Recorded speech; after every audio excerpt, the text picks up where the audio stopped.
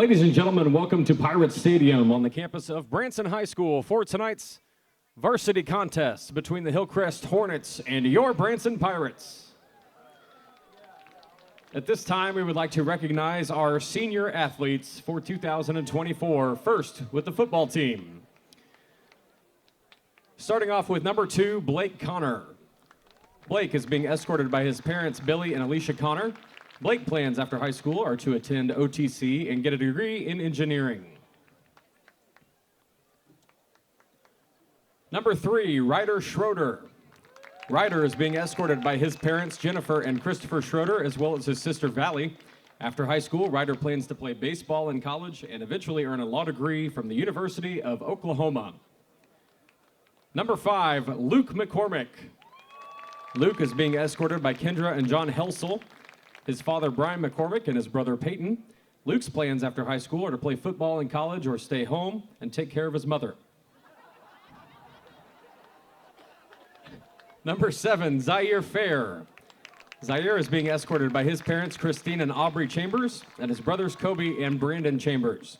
After high school, Zaire plans to attend Missouri State to become a teacher and coach and come back to Branson to coach his brothers. Number 8, Devlin Patton. Devlin is being escorted by Coach Hammond. After high school, Devlin plans to go to college to become a football coach. Number 9, Skylar Slayton. Skylar is being escorted by his dad, Ben Slayton, and his grandparents, Julie and Dave Samford. After high school, Skylar plans to play college football and get a degree in business administration. Number 12, Braden Hubert. Braden is being escorted by his mom, Amber Marie Stein, and his dad, J.D. Hubert. After high school, Braden plans to attend OTC and transfer to Missouri State to study kinesiology and exercise science. Number 17, Will Funderburk. Will is being escorted by his parents, Jimmy and Dawn Funderburk. After high school, Will plans to play football in college and study exercise science and nutrition. Number 20, Evan Pulio. Evan is being escorted by his parents, Brian and Jennifer Pulio, and his sister, Bella. After high school, Evan would like to be an HVAC technician and become a business owner. Number 21, Aiden Spencer. Aiden is being escorted by his parents, Chad and Lauren Spencer. After high school, Aiden plans on attending community college and obtaining a degree in law enforcement. Number 22, Caden Queering. Caden is being escorted by his parents, Chad and Tiffany Queering. After high school, Caden plans to attend OTC and then go to Missouri State to earn a business finance degree. Number 33, Brennan Pfeiffer. Brennan is being escorted by his parents, Sherry and Barry Pfeiffer, and brother Cohen. After high school, Brennan plans to attend college, but is unsure at this point where he would like to attend. Number 34, Alex Lewis. Alex is being escorted by Katie and Bear Hafner. After high school, Alex plans to play college football and become a family lawyer. Number 35, Dane Eford.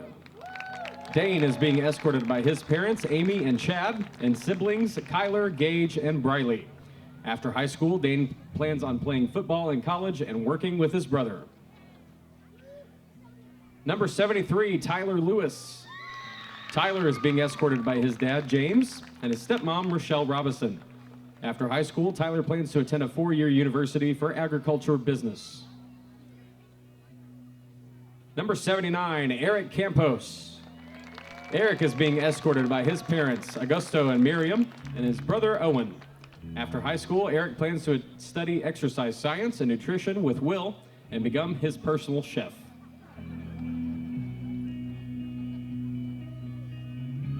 Number 83, Carson Harmon.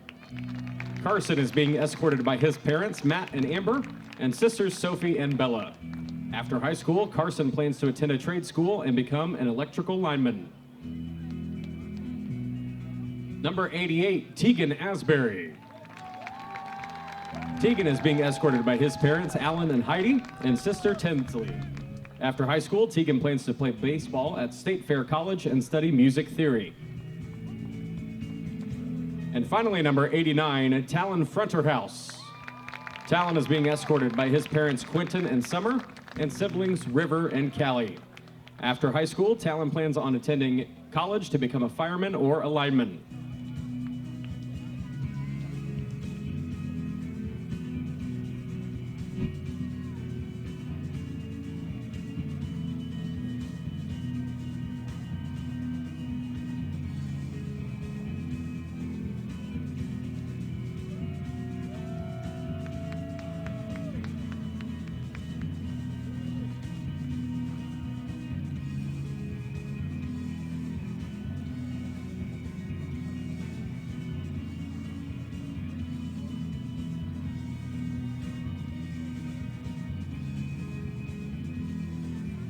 Ladies and gentlemen, make some noise for your undefeated, state-ranked Branson Pirate senior football players.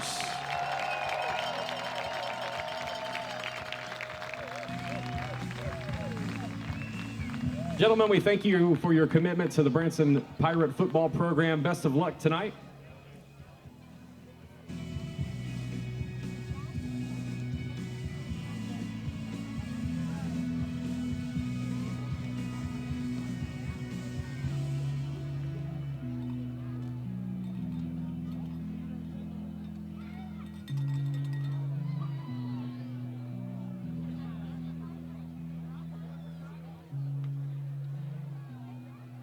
Now let's meet your senior cheer team.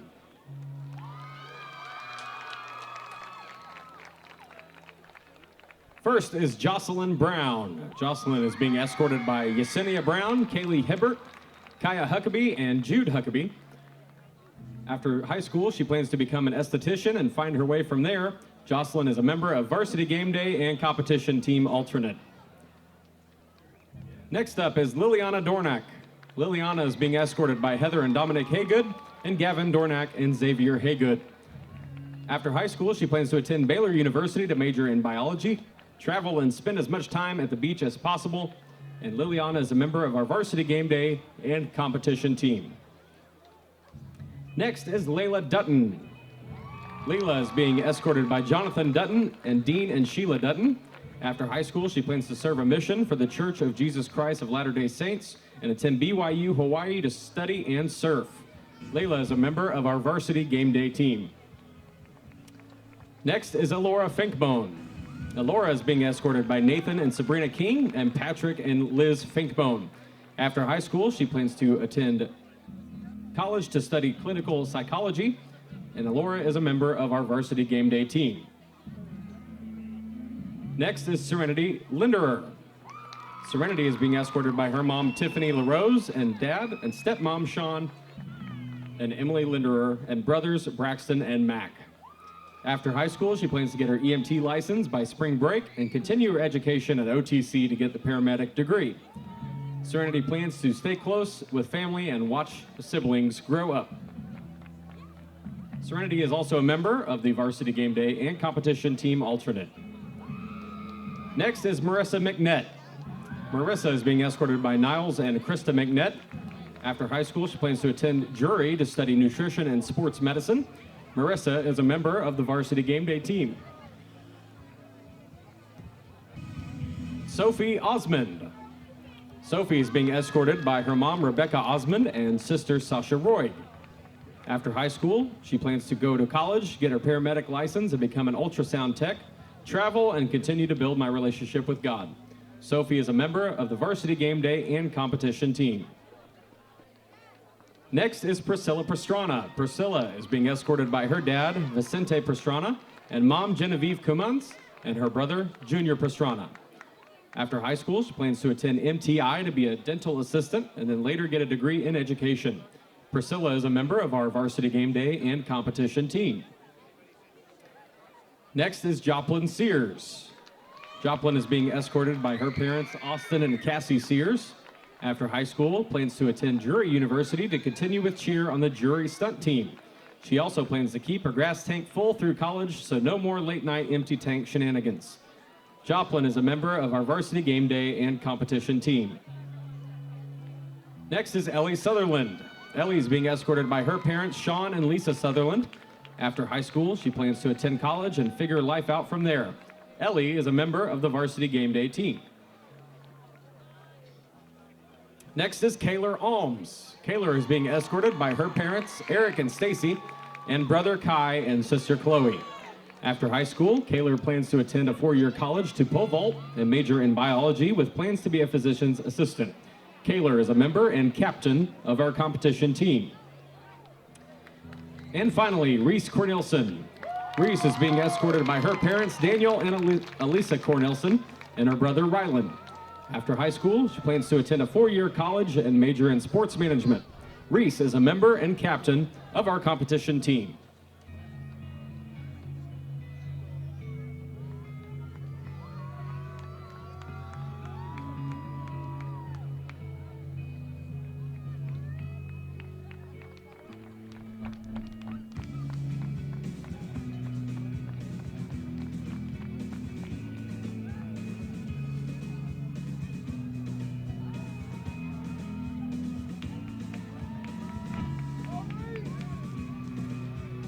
Ladies and gentlemen, let's hear it for your 2024 senior cheer team. Ladies, thank you for your commitment and all you do for not only your own competition, but here on Friday nights for making this atmosphere a great one. Best of luck the rest of the season and best of luck in your future.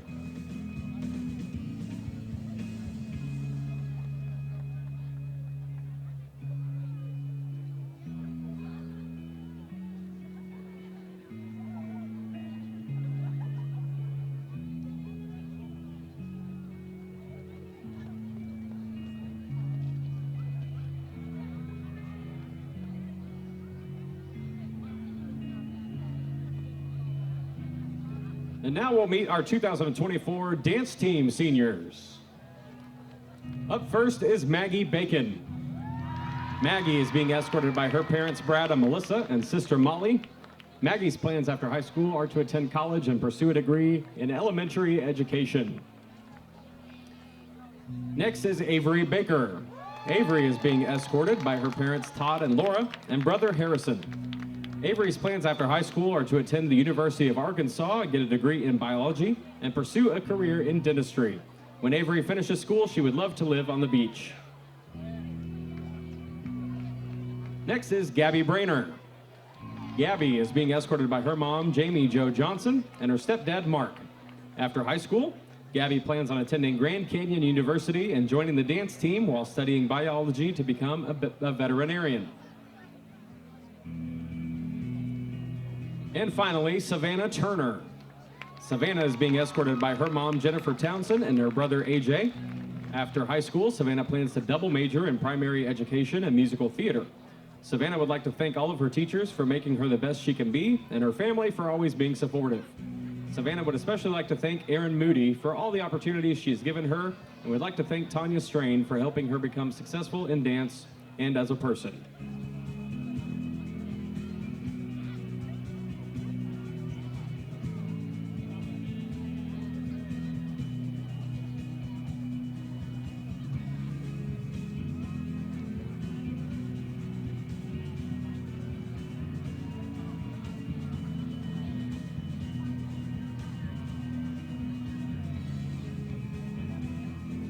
Ladies and gentlemen, let's hear it for your 2024 senior dance team. Ladies, thank you for your commitment to your craft, for being an excellent dance team, for always entertaining us at halftime, and for your own successes in your own tournaments. It's been great to watch you guys grow up. Best of luck on your future endeavors.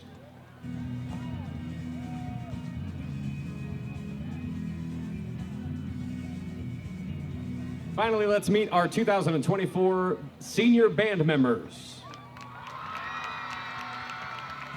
First up, trombone player Francisco Andrade.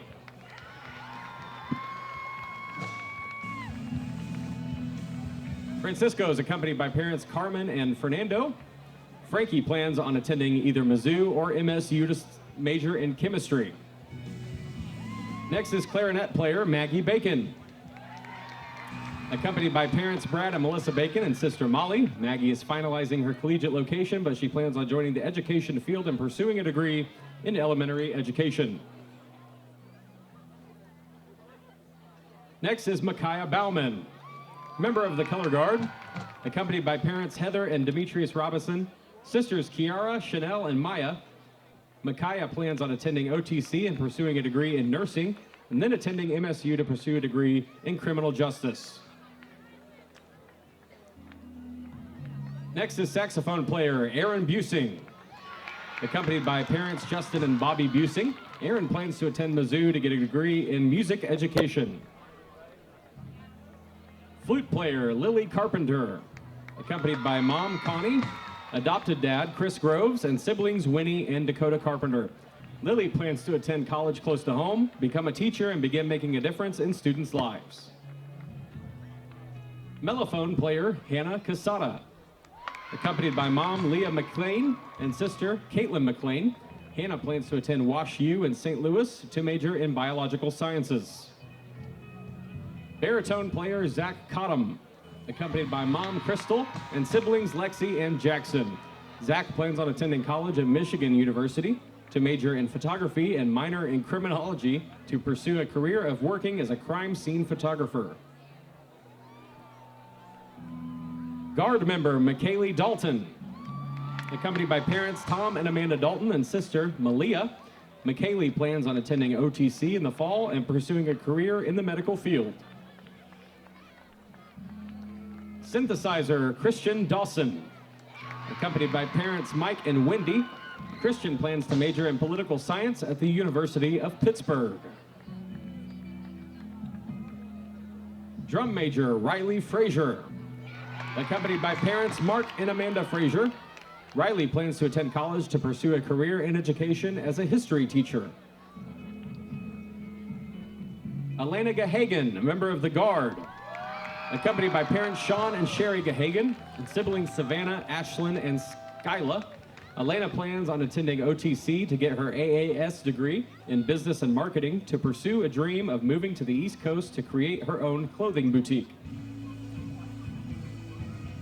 Drum major Jaden Garvin Nelson, accompanied by mother Sasha Fox and siblings Mason, Penny, Piper, and Levi.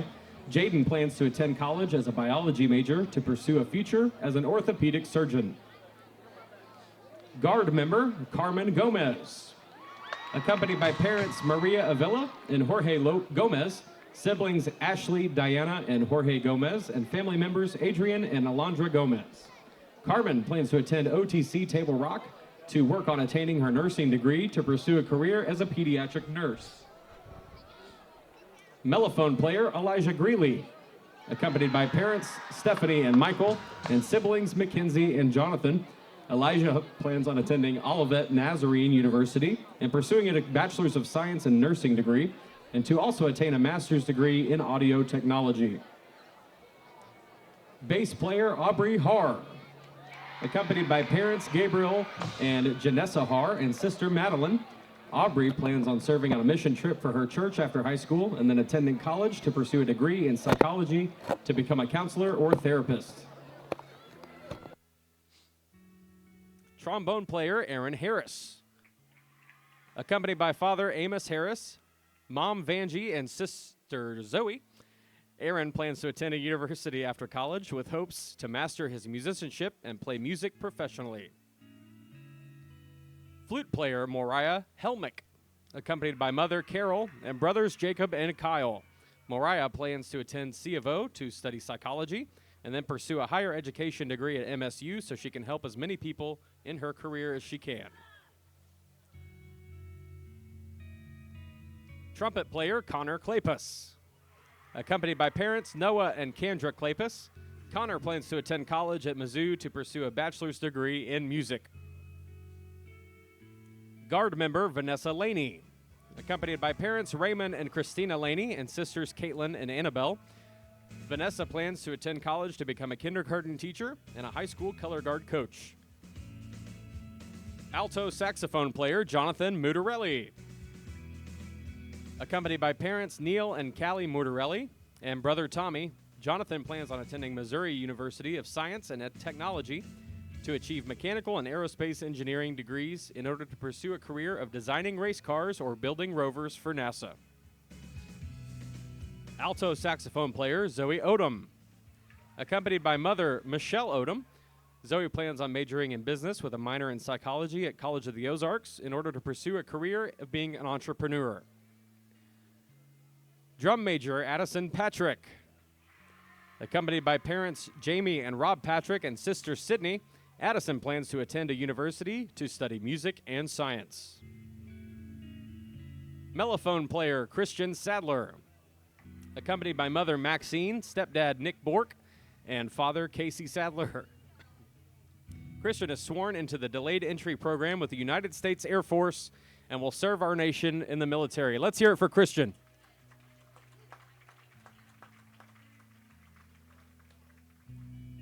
And finally, Sousa and bass trombone player Deshelle Smith, accompanied by mom Heather and siblings Wake and Ella. Plans on going directly into the workforce after high school.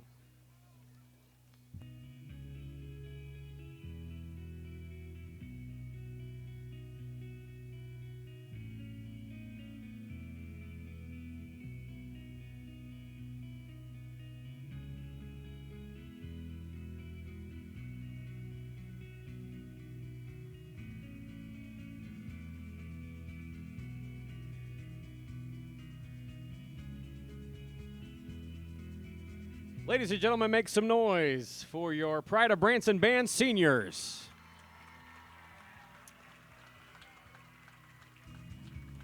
You guys are, in my opinion, one of the best bands in the area. Thank you so much for sharing your craft with us every Friday night. I told Mr. Jarrett just a couple weeks ago this was my favorite performance you guys have done in the time that I've been here. So thank you guys so much for sharing your craft with us, and best of luck on your future endeavors.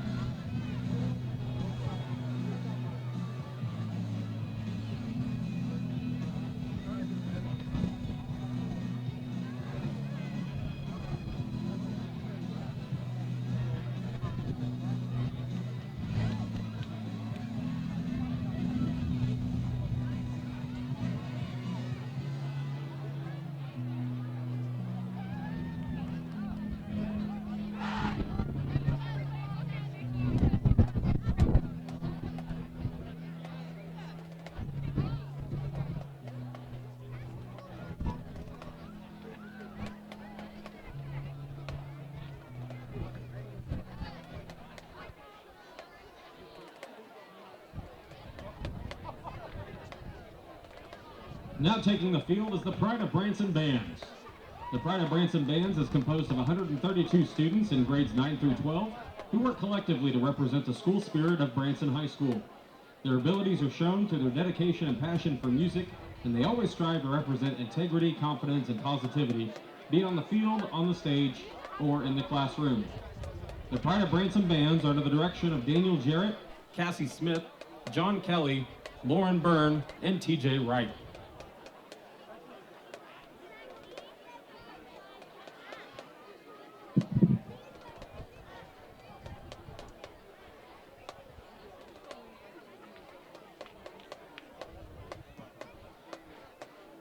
Ladies and gentlemen, at this time, would you please rise for the presentation of the colors and our national anthem, and remain standing until the colors have left the field. Our colors this evening are presented by the Branson High School Air Force Junior ROTC Honor Guard. The Honor Guard is commanded by Cadet Second Lieutenant Michaela Deal. Wingmen are Cadet Second Lieutenant Ethan Zerbel, Cadet Second Lieutenant Nathan Bowles, and Cadet Airman First Class Akila Martinowski.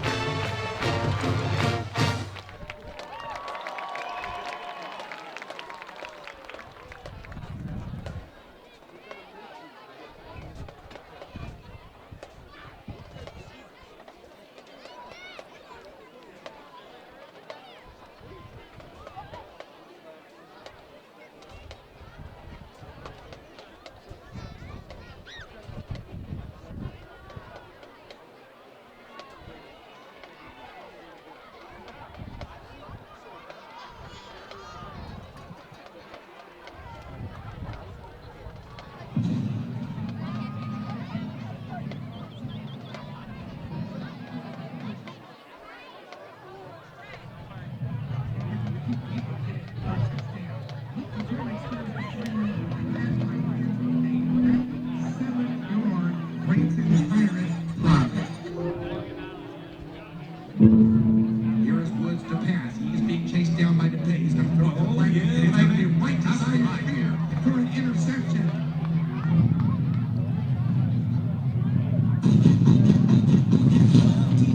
He's got the corner. Branson's going to get a touchdown. Daniel Giles scores.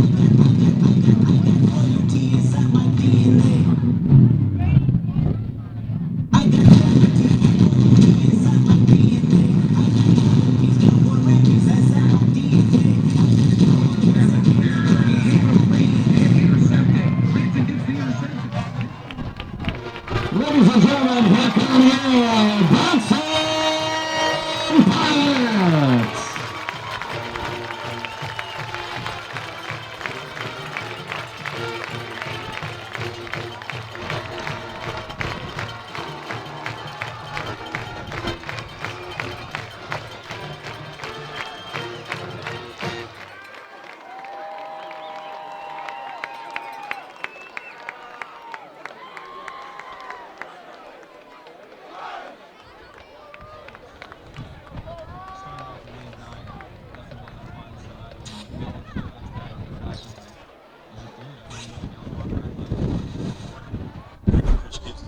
Starting off 1-9 definitely wasn't fun, so I mean, we all just go back to that and look back and we're like, let's just do it. I mean, we only got one ride left. We're going to push kids to their very best, and you know, and our kids have bought into that. Not all of them have, and they're not with us anymore. But that's part of, you know, the change. But the kids that have stuck this out and believed what we're trying to get accomplished, you know, they're reaping the benefits of that at this point.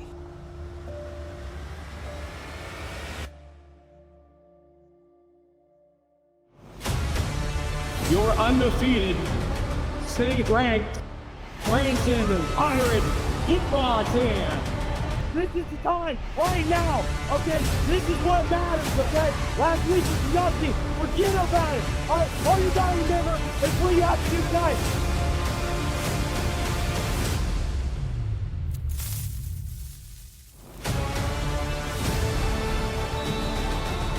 They've got a man wide open. This is Tegan Asbury that's going to walk in for a Branson Pirates touchdown.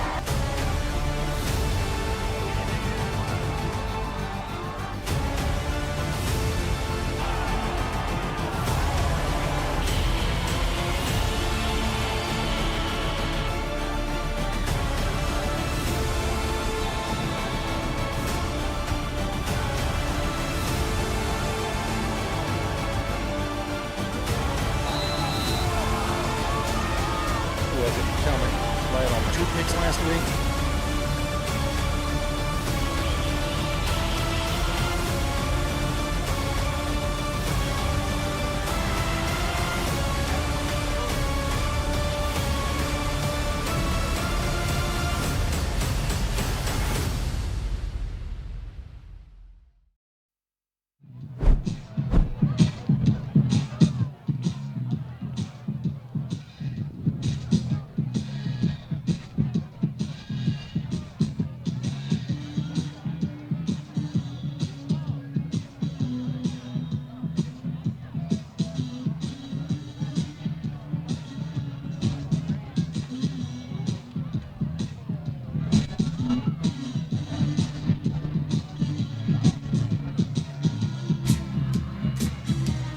Your captains for tonight's contest for Hillcrest, senior quarterback number 7, Ethan Weaver.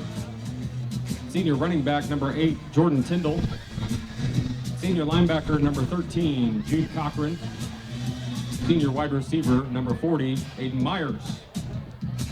For your Branson Pirates, senior quarterback number 5, Luke McCormick. Senior defensive end and tight end number 9, Skylar Slayton. Senior linebacker and fullback number 17, Will Funderburg. And senior offensive lineman number 79, Eric Campos.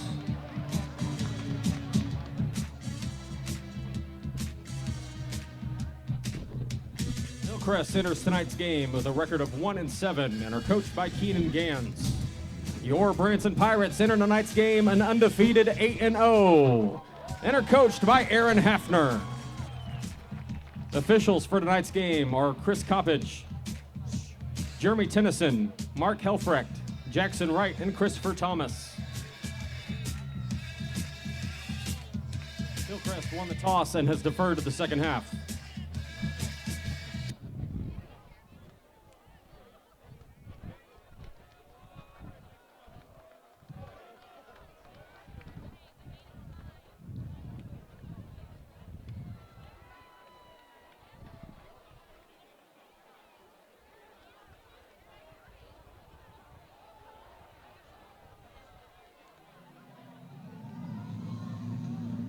T-minus 1 minute.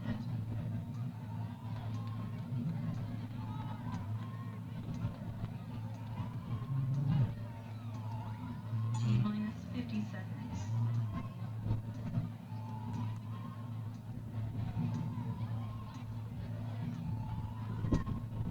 T-minus 40 seconds.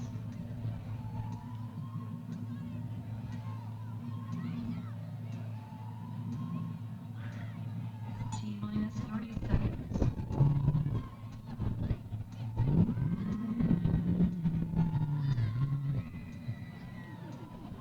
T-minus 20 seconds.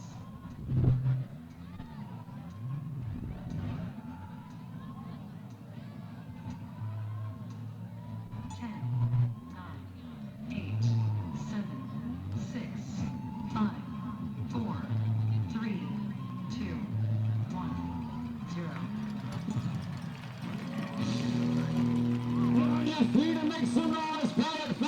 As we kick off the final week of the regular season, the Hillcrest Hornets and your Branson Pirates.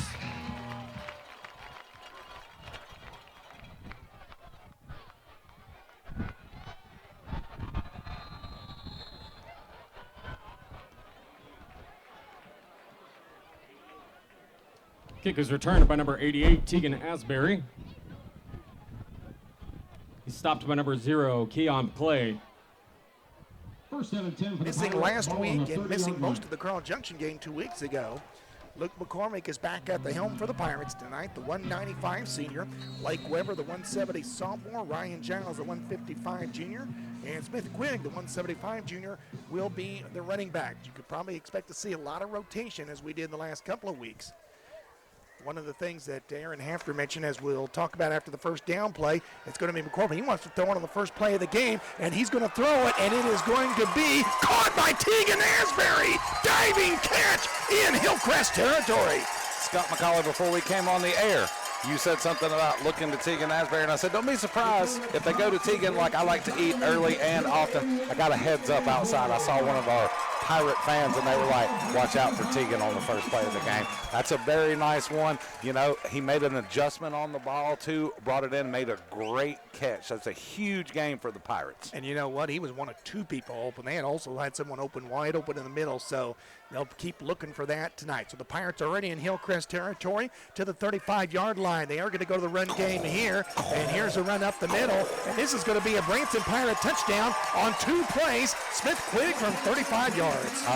No one even laid a hand on him. The only person that could have tackled Smith was his lineman, who was running in front of him, leading the way. There was nobody for him to block. He had a nice little convoy into the end zone. I guess the defense probably sold out, thinking Branson might throw the ball again. They just handed the ball quick off to Smith Quigg, right up the middle. Wow, boom, boom, just like that. Pirates touchdown.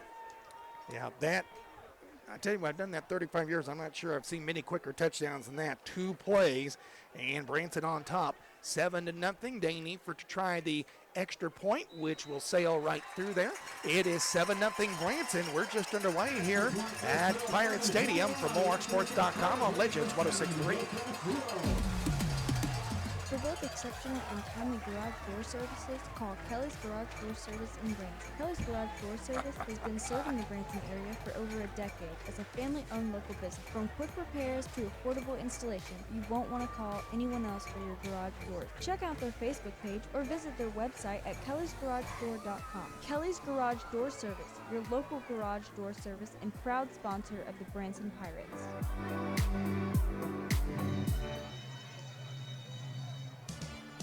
The Vinegar Advantage means effortless car shopping with a large selection of new and pre-owned inventory. Plus, with top customer satisfaction and 20% off routine maintenance, the Vinegar Advantage equals savings to you. Visit one of our 3 convenient locations: Vinegar Honda in Springfield, Vinegar Chevrolet in Republic, Check 1, and 2, Vinegar check. Chevrolet Buick and GMC in Microphones are a Branson. little high there. Browse our That's- extensive inventory, value your trade, and get pre-approved all online from the comfort of home. Let our family take care of yours and experience the 5-star Vinegar Advantage for yourself.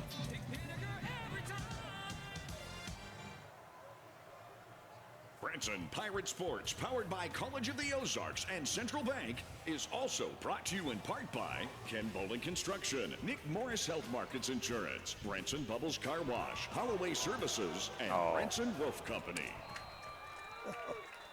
So as we come back, a rarity, they actually let the ball go out of bounds. What happened is that Dane Eford kicked it, and it landed on the 1-yard line, and Hillcrest just watched it.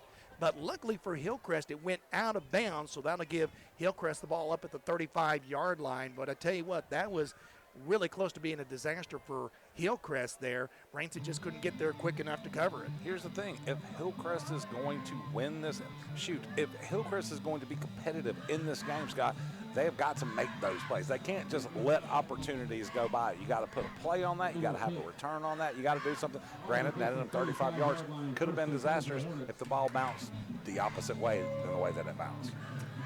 So Hillcrest will come out. Hillcrest has been hit by the injury bug as well. Braxton Tyndall is their starting quarterback. He's a 187 junior. Actually started the year as a running back. Branson is going to come in. They're going to run a little reverse here on first down, and Branson not having any of that as they picked that up pretty quickly for a gain of only 2 yards on the play. Mikey Lee, the 195 senior, Jordan Tyndall, 181 senior, Jude Cochran, 173 junior. He's the one that had the ball right there for the Hornets on a gain of 2 on the first down play. They'll rotate several receivers in through the night as well. Second down and 8 for the Hornets. Branson already up 7-0 just in the first few seconds of the ball game. One of the running backs going right behind Rendell, and they're going to go ahead and do a keeper by Brindle. He's going to pitch to the outside, and he actually kind of lost his footing, but he still got decent yardage. He picks up 4 yards. He'll go over the right side to the 41, where it'll be 3rd down and 4. Branson defense still been solid this year. Did give up 14 to Rogersville. That was only the 3rd time this year they'd given up double digits in points, but still only given up 9.5 points a game. Right now it's 3rd and 4. Let's see if the Hornets are thinking about the air game. They are. They're going to throw the ball in the flat. A nice one-handed catch, but he's not going to get the first down. He's going to be about 1.5 yards short. Very good coverage by the Pirates, and Jude Cochran caught it out there. And it looked like he had enough territory to get the first down. Hornets, I thought, may go for it here, but they may go ahead and punt. I kind of did too, Scott. I kind of thought this was 4-down territory. Here's the thing, Branson has blocked a bunch of punts this year. They had 2 more in the game last week, including another one by Zaire Fair, who I think has shattered the school record for blocked punts, not only in a career but in a season as well. But it does look like that Hillcrest is in punt formation, so Asbury will go back deep. They're going to send a receiver out. So actually, they send a receiver out to each side. Play clock is coming down, and guess what? That's going to be a delay of game. They were trying to, I think what they were trying to do is get Branson to jump off sides. The punter, Austin Miller, got back there, and since they couldn't do that, it's a delay of game, and it'll push them back 5 yards. So that kind of makes the decision for them to try to come out and actually get the punt off. And I appreciate the effort. I think that, they probably should have, as soon as the first wide receiver got set, that's when you snap the ball if you're going to try to do it. You just cost yourself a little yardage. Here comes the Pirates. No one gets through. The punt will be caught on the run and coming up the sideline, and a pretty decent return there to around the 38-yard line. That was actually Hunter Reynolds going back to catch the punt, and Reynolds gets about a 10-yard return. He'll have it to the Hillcrest 38-yard line. And just a few moments ago, Pirates had it 2 plays and score. Let's see what the Pirates had up their sleeve. The long pass completion to Tegan Asbury, and then the 35-yard run by Smith Quigg. Yeah. And you've been waiting for Quigg to kind of, weren't you glad you were here to see that? I Because he was. almost had one last week. And I said, Josh, he would really want to see that. Would you got to see it today? And, you know, he does so much heavy lifting. You know, that full back position is very unheralded. So I like it whenever they bust loose. On first down, McCormick overlooks the situation. McCormick already with a pass completion in the ball game. Handoff up the middle. Another big run, almost 10 yards on that one as well. As Smith Quigg exactly gets 10 yards, and that's going to be a gain of about 9 3/4. I would say 11/12. 11/12. So it's second and mere inches to go. Ball in the air again. And, you know, Scott, you mentioned last week Branson had over 400 yards of offense, all but like 6 of it was on the ground. I mean, until somebody can stop the ground attack, just keep on rolling. They're going to look to pass, and they're going to pass it to Asbury. Asbury cannot catch that one. Was just a little bit out of his reach, and that'll bring up a 3rd and inches. Yeah, the ball kind of sailed a little bit, and it carried over closer to the sideline than Teagan was running. Teagan was more running a straight up and down route towards the end zone. And I think if, again, you know, Luke's missed a couple of games, so, you know, he's shaking off the rust a little bit. I appreciate the fact that they're trying to let him throw a little bit, you know. And keep in mind, even in the previous couple games, they haven't thrown a lot. Right. There hasn't been a lot of passing, so that's why I thought passing would be a key factor tonight. It is 3rd, though, in inches. See, McCormick calls his own number. He will. He'll have a first down, and he'll get into Hillcrest territory to the 46. That's going to be a pickup of 6 yards and a Branson Pirate first down. And see, that's what is so dangerous about having the players that Branson has in the backfield to go along with Luke McCormick.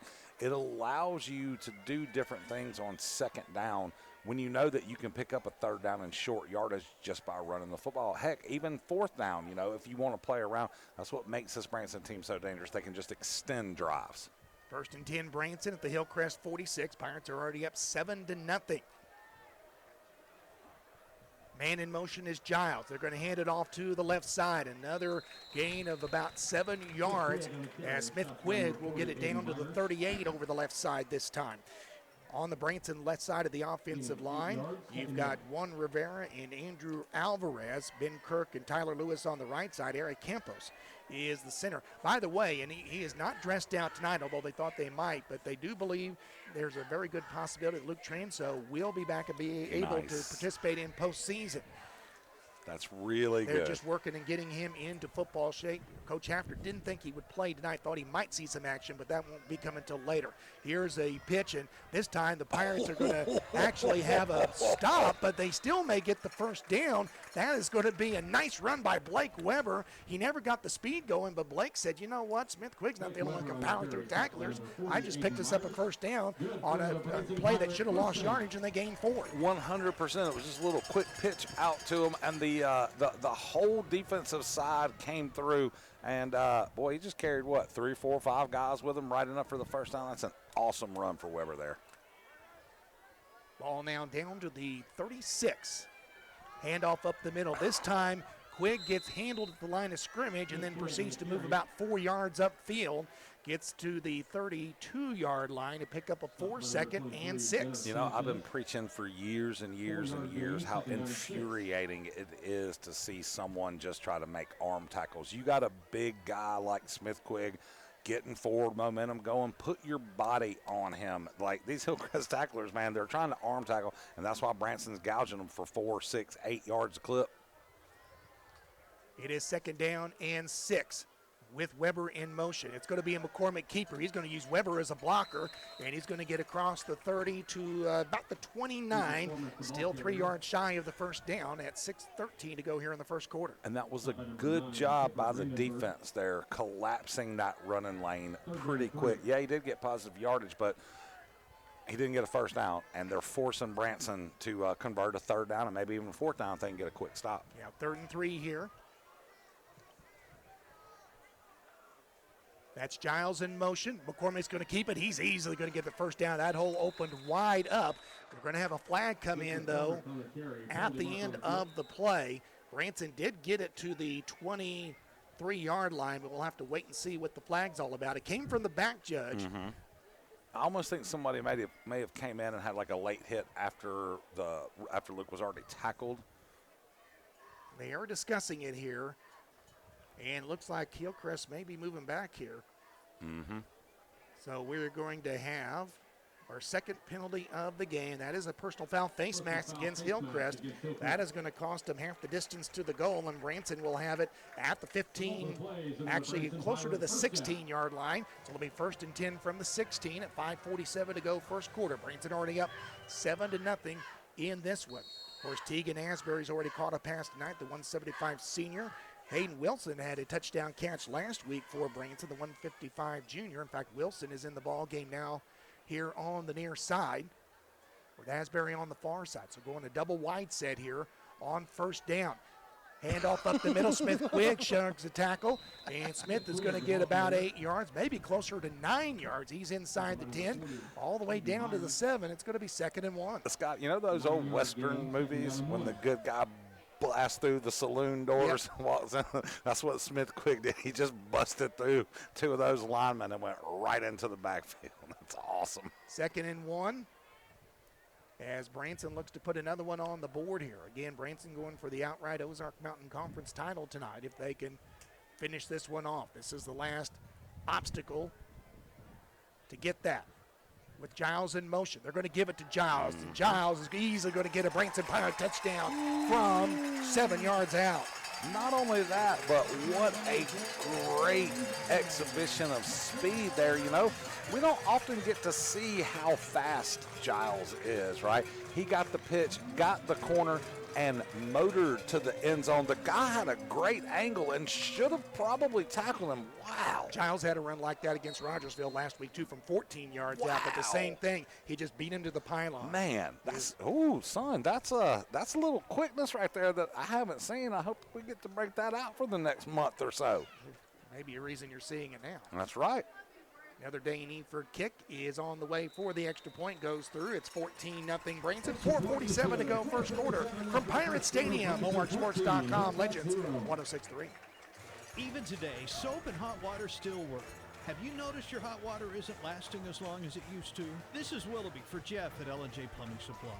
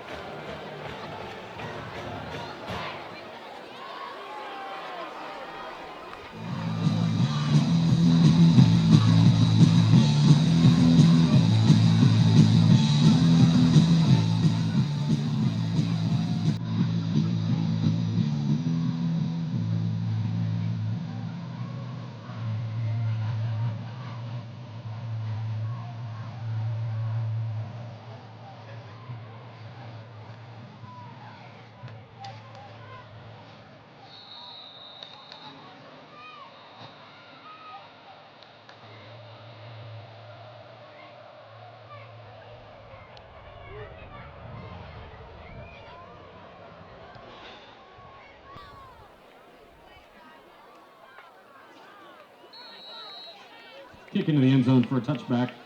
1st down and 10, Hillcrest.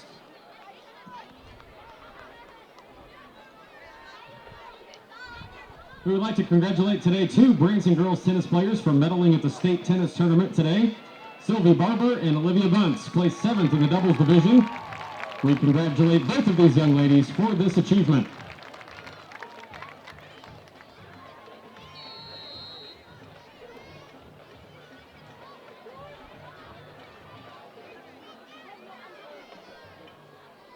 Nothing over Hollister. Here, 1st and 10, Hillcrest on their own 20. Branson already with 2 touchdowns on the board. Their quarterback is going to run a keeper, and he's going to be in a lot of traffic, and he's going to go back for a loss of 4 yards, close to the 16. Ball carried by number 10, He Braxton didn't Tyndall. even have a chance to do any sort of play action or any kind of fake or anything. That's instant penetration there by that defense. Stop by number 89, Talon Fronterhouse. Pin their ears back a little bit. Loss of 3 yards, 2nd down.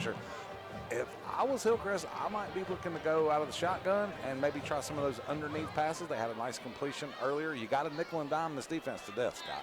I think Ethan Weaver was their starting quarterback who got hurt earlier in the year, who really had a pretty good year for Hillcrest last year, and Keenan Gaines' first year. Mix up in the backfield, and that's going to turn out actually to be a decent game only about 2 yards, though. He actually had Tyndall had Braxton broken out of the Tyndall pack there. on He'd the been in carry, traffic stopped by number 3, and Ryder Schroeder. almost got all the yardage they lost back on first down, but it's still going to be 3rd and 11 coming up as we're down at 3:50 to go in the first quarter. Branson, the defensive back, stayed home and were able to stop what could have been a decent game for the Hornets. So 3rd and 11 at the 19. And Tyndall, the quarterback for Hillcrest, they're going to flood the left or right side of the field. They've got 3 receivers out over there. 1 receiver here to the near side, and they're actually going to look to the middle of the field. And that pass is going to be complete for a first down. That was a nice completion there as they found Aiden Myers over the middle. He threw that little slant pattern and just avoided the defender, and Hillcrest has their first chunk play of the night up to the Pirates or up to their own 41. Yep, that's one of the things that teams that have had success moving the ball against Branson, that's something that they've done. There's some soft underneath coverage when Branson runs the zone or the soft man coverage like they do. So those passes are big if complete. Pirates tried to get him to jump offside, but Pirates held court. So now Hillcrest will run the play as scheduled, and they're going to try another play, but this time quarterback's going to be pressured. He's going to look to throw it downfield, and that pass is going to be complete. And that is going to be caught on the far side by Marion Roll, and he's going to get a first down as Hillcrest moves into Branson territory to the 48. That was a nice throw by Tyndall in traffic. You're right, Scott. It was a very nice throw. And sometimes old sayings get to be old sayings for a reason. I would sometimes rather be lucky than good, because that one could have been picked off and taken for a long way back. There were 3 black jerseys over there. Yeah, and he's about to get sacked, too. Yes. So there was a lot of traffic everywhere. They'll mark it at the Branson 49. So Hillcrest in Branson territory for the first time. I tell you what, one of the Hornets jumped early, and no one saw it. I don't know how they missed that one, but he jumped off a good second before the ball was even snapped. Hillcrest gets a run up the middle, and they're going to pick up about 7 yards down to the 43. Yeah. Did I see that wrong? No, you 100% saw it right.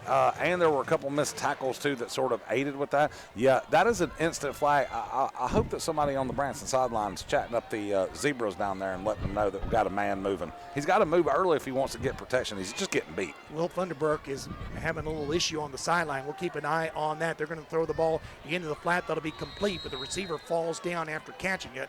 He'll still be about 2 yards short of the first down. It'll be at the 41 of Branson. 2 minutes to go here in the first quarter.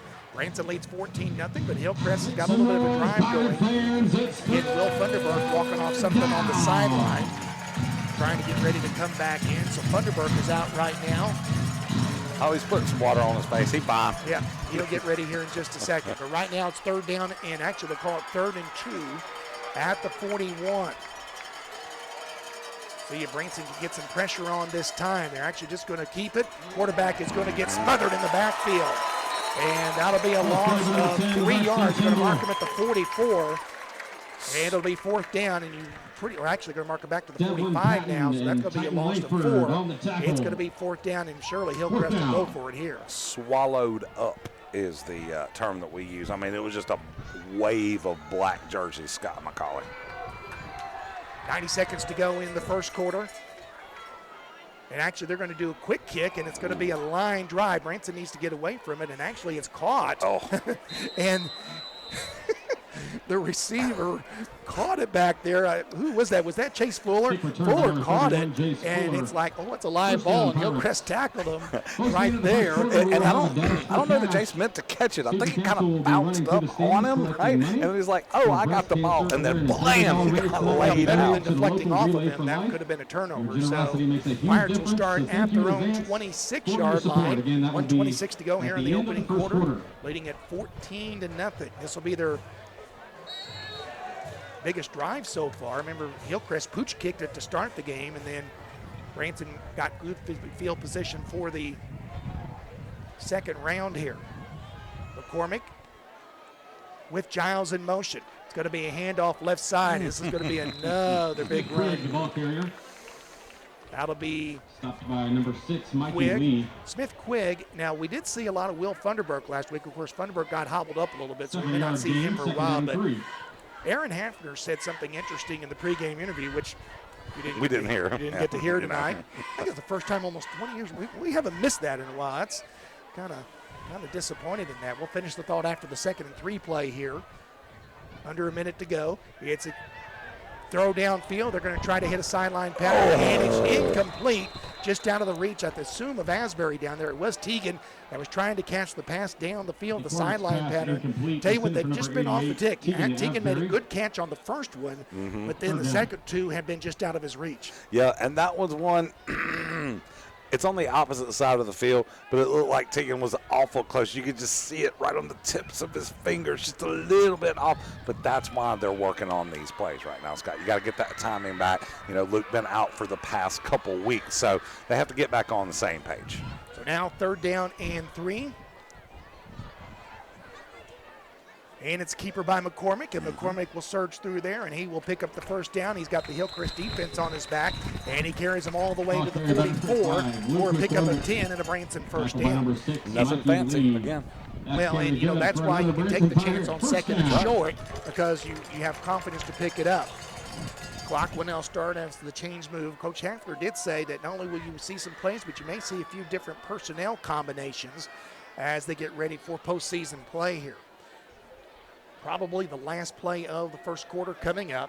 Play clock's at 12, game clock at 25.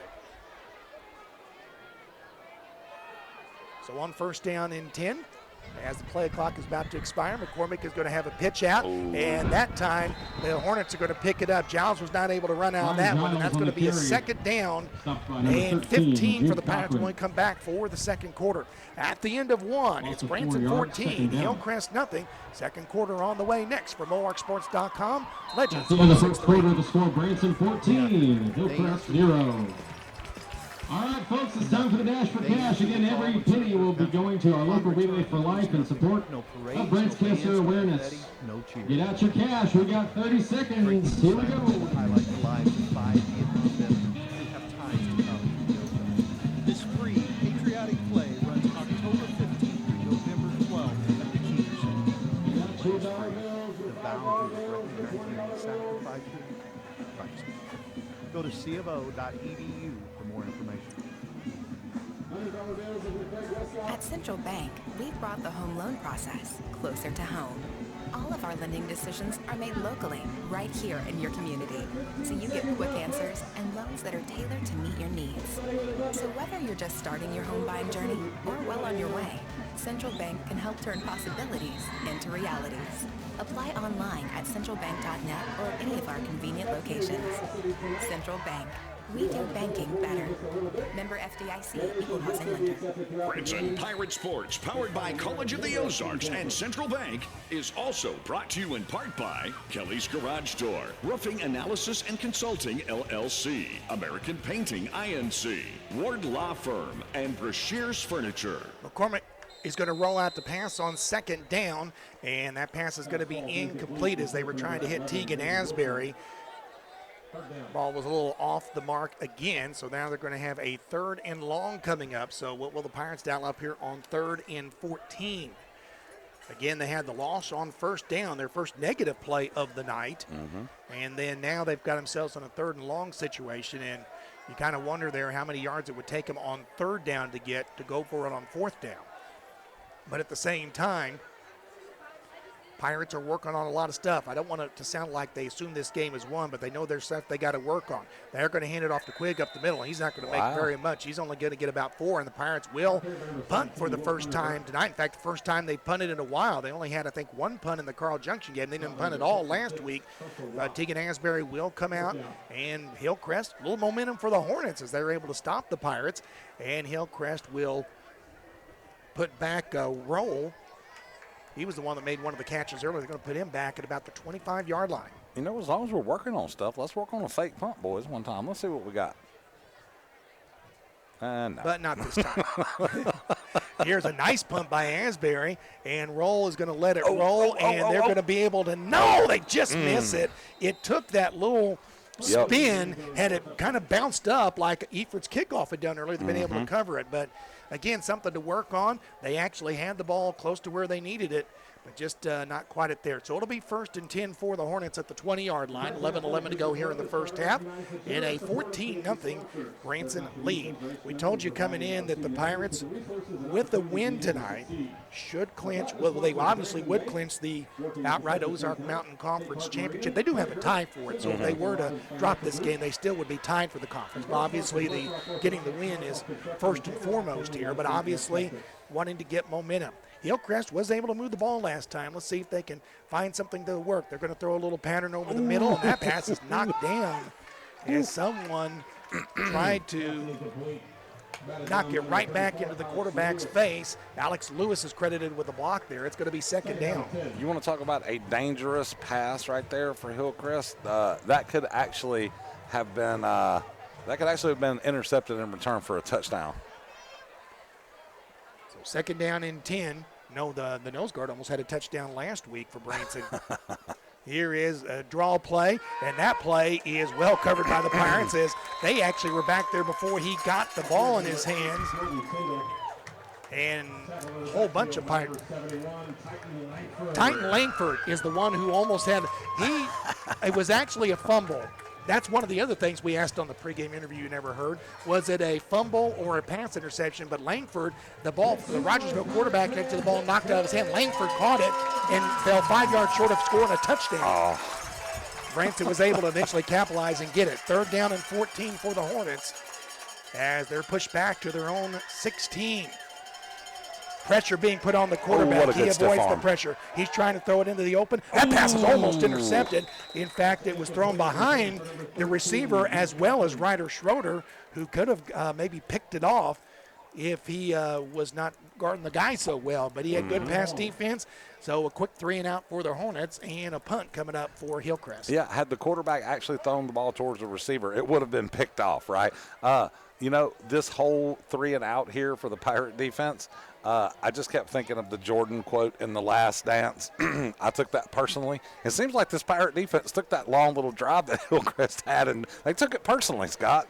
Short punt, and it's going to be caught at the 35, and here's a return coming back the other way. A little bit of room. Get off of me. And they actually do. That's going downfield. That is Hunter Reynolds that is able to outrun the coverage, and he gets downfield to the 26-yard line. Excellent punt return there by Hunter Reynolds. The junior puts Branson in excellent field position. Who was it that came back and made that block?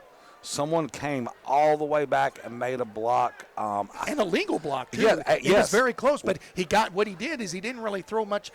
When I say much of a block, that's not downgrading it. No. But what he did is he got in the way, perfectly situated, and was able to get Hunter Reynolds, help him spring him to the outside. Man, that was great. It was either Giles or Zeller. Either one of those. Somebody had a 4 on their jersey making a block. It was awesome. Pitch to Giles. Giles has got some room to the outside. He's going to try to outrace everyone. He's going to get inside the 10. He'll be out of bounds at the 9-yard line. 1st and goal to go, Branson. Some more speed, courtesy of Ryan Giles. Ooh, that is filthy speed on the outside, Scott. What are they going to do? You got power up the middle. You got speed going to either side, whether it's Wilson or it's Giles going, and you got Luke who can do it all, and then Teagan on the. I mean, what you going to do?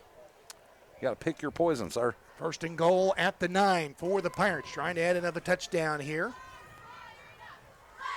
McCormick settles in with a man in motion. They're going to hand it off, and good tackle that time by one of the Hillcrest linemen as he got actually was Will Thunderberg running that time, and the Hillcrest lineman was able to get underneath there. It's actually Kipper Brandenburg. He's number 9, but he's one of the defensive linemen on the end, and he actually did a little submarine act in there, got it just under the offensive blocker. They was able to trip up Thunderberg for just a gain of 1. And I tell you what, Will Thunderberg and some of the players have been in the studio over the past couple of weeks with the Go Caps program and whatnot. That dude's built like an oak tree, Scott. 2nd down. Handoff left side. That's going to be another touchdown. That's going to be Will Thunderberg that time. That gets a good line, and he's going to add his name to the touchdown column, 20-0. You know what my favorite part about that touchdown run was, Scott McCauley? And that is? Will Thunderbird ran over everybody that was in front of him, went into the end zone, ran over and handed the ball to the official, a la Barry Sanders. Like, it's no big deal. He's been there before. I love it. This is what I do. I love it. They need to try another extra point here. Branson up 20-0. As the extra point set to come. Again, Branson defense and special teams setting up this conversion. Snap was a little off that time, but Eford still kicks it through. 21-0. Branson over Hillcrest. 9:06 to go first half. Pirate Stadium. Legends 106.3. Is your roof causing you headaches? At Roofing Analysis and Consulting, they're not here to sell you a new roof. They're here to solve your roofing problems the right way. Their expert team identifies the issue, develops a tailored plan, and guides you through hiring the perfect contractor. The best part is they perform ongoing inspections to ensure it's done correctly. They make roofing easy and stress-free. Call Roofing Analysis and Consulting today at 417-527-1563. They're your personal roofing and building consultants from start to finish. The Victorian Village has been a Branson landmark for almost 30 years. Conveniently located on the Red Route on the famous Shepherd of the Hills Expressway, we have an array of fantastic businesses at the Village that offer wonderful services to our Branson community. The Victorian Village provides an inviting and relaxed shopping and business experience for locals as well as visitors to the Branson area. We are just down the street from the Pierce Arrow Theater and next to the Hamner Theater. We are proud to support our home team. Good luck and go Pirates!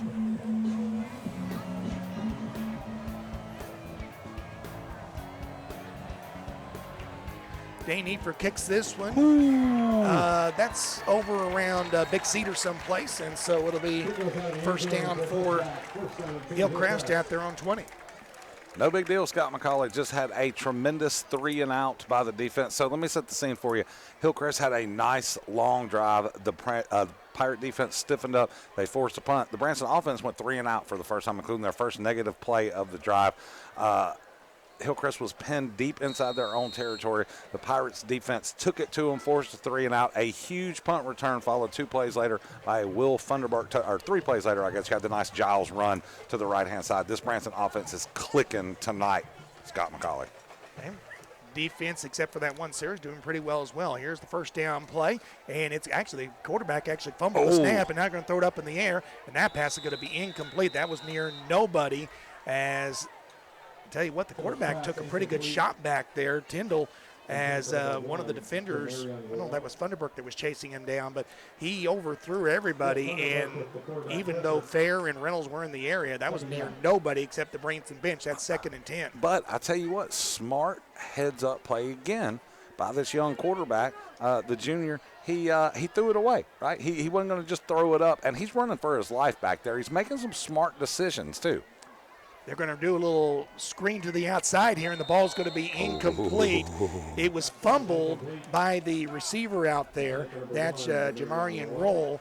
But he was fumbling it away. If he'd have fumbled it up a little bit more, there was a couple Pirate defenders that might have picked that one off. That's right. The ball kind of low. The pass was kind of low, right? So he may have even kind of trapped it on the ground a little bit. But by the time he went to secure it and looked up and saw the defenders running on him, he was better just to let it go. That's called a hitch screen, because what you do is you just basically hitch. That's what the quarterback is. You throw it out there immediately. Yep. You've already got blockers out there with the other receivers and see what you can do. But that time, as Josh said, the ball was a little low. 3rd down and 10. This time the receivers to the other side, and now the Branson defenders are going to throw it in the air, and it's incomplete. He was just trying to throw it someplace, and I tell you what, it's a good thing that ball was tipped, because if it hadn't been tipped, that's probably going to be intentional grounding, because there was no one around there. Nobody was around. A good up-front pressure by the Branson defense right there. Another 3-and-out. Going back to that little pitch screen pass, Scott McCauley, that is one of the reasons why I loathe, despise, and detest that play. Unless you have Randy Moss, unless you have Debo Samuel, unless you have Tyreek Hill, maybe you aren't going to do that, because more often than not, bad things happen when you try to run that ball, run that play. Here's the punt. Punt is good, and actually takes a decent Hillcrest roll. Reynolds is going to pick it up, go down the sideline. He's not been tackled yet, and he'll be knocked out of bounds. Let's see where they mark him. He caught it right around the 48, just ran down the sideline, and they're going to mark him out around the 32. So Hunter Reynolds with another good punt return, and Branson right back in business in Hillcrest territory. You know what I love to see? Again, Scott McCauley, Hunter Reynolds running the ball down the line. He's already running on the sidelines, right? All he's got to do is just step out. Did he step out? Nah. He wanted to hit somebody and take them out with him. I'd love to see it. I love it. 21-0 Branson at 8:41 to go here in the first half.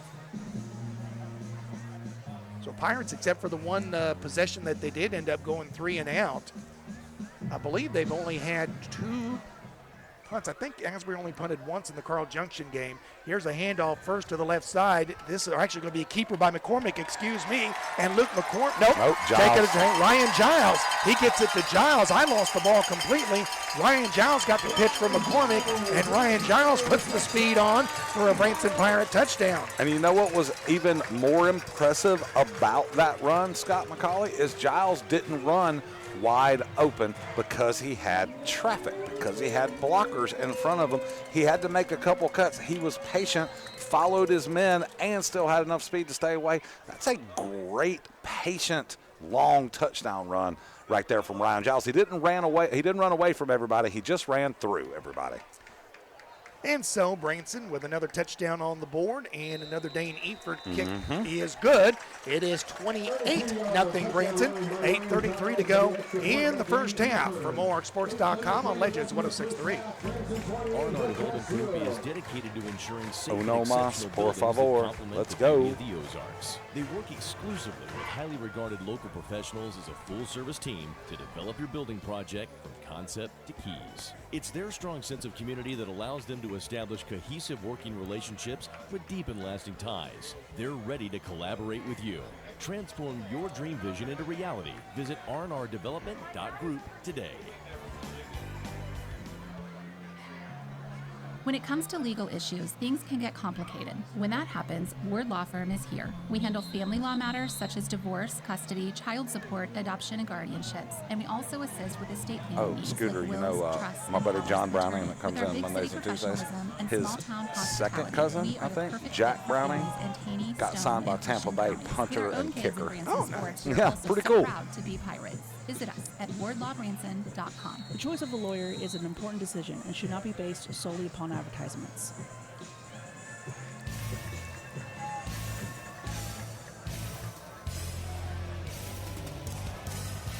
Branson tacks another touchdown on the board. Dane Eford sends another one. It's good. Actually through the uprights. Even the Pirate faithful gives them the hands up on that one. 28-0 as the Pirates definitely having a little fun right now. That particular run a moment ago, that it was a nice fake by McCormick. He faked it to Quigg up the middle, and then, and I'll be honest with you, I lost the ball for a second. I thought McCormick may have caught it. Then all of a sudden, Giles ran. Luckily, he was in your field of vision because he ran into my field of vision. But Ryan Giles, you know, he's one of those. Blake Weber had a really good game a couple of weeks ago. Not that anyone's forgotten in the offense, but with all the talk about the inside game, Branson's got a little speed to boot. Here's a run up the middle. And that's going to be maybe a yard or two. And that'll be the first down carry by Jordan Tyndall, who is a 181 senior. I wonder if him and Braxton are brothers. I You bet reckon? they probably are. Cousins, maybe? Yeah. Tell you what, you never really know for No, sure. you 'Cause don't. We've had several, and even in this area, that are same name, but they're not. They're cousins And one's a junior and one's one's a senior. Yeah. You know, maybe they're twins. Maybe one of them is smarter than the other. You know, we don't know. Josh Clark at OzarksDynacom.com. For the first of many times tonight. Second down, another handoff. Branson's going to string this play out. Oh, boy, what a shot taken, as it was Tyndall again running the ball, and it was Fair that delivered a nice blow, getting him out of bounds. He did pick up a couple yards on the play. Still going to be 3rd down and 6, as Branson definitely putting the pedal to the metal tonight.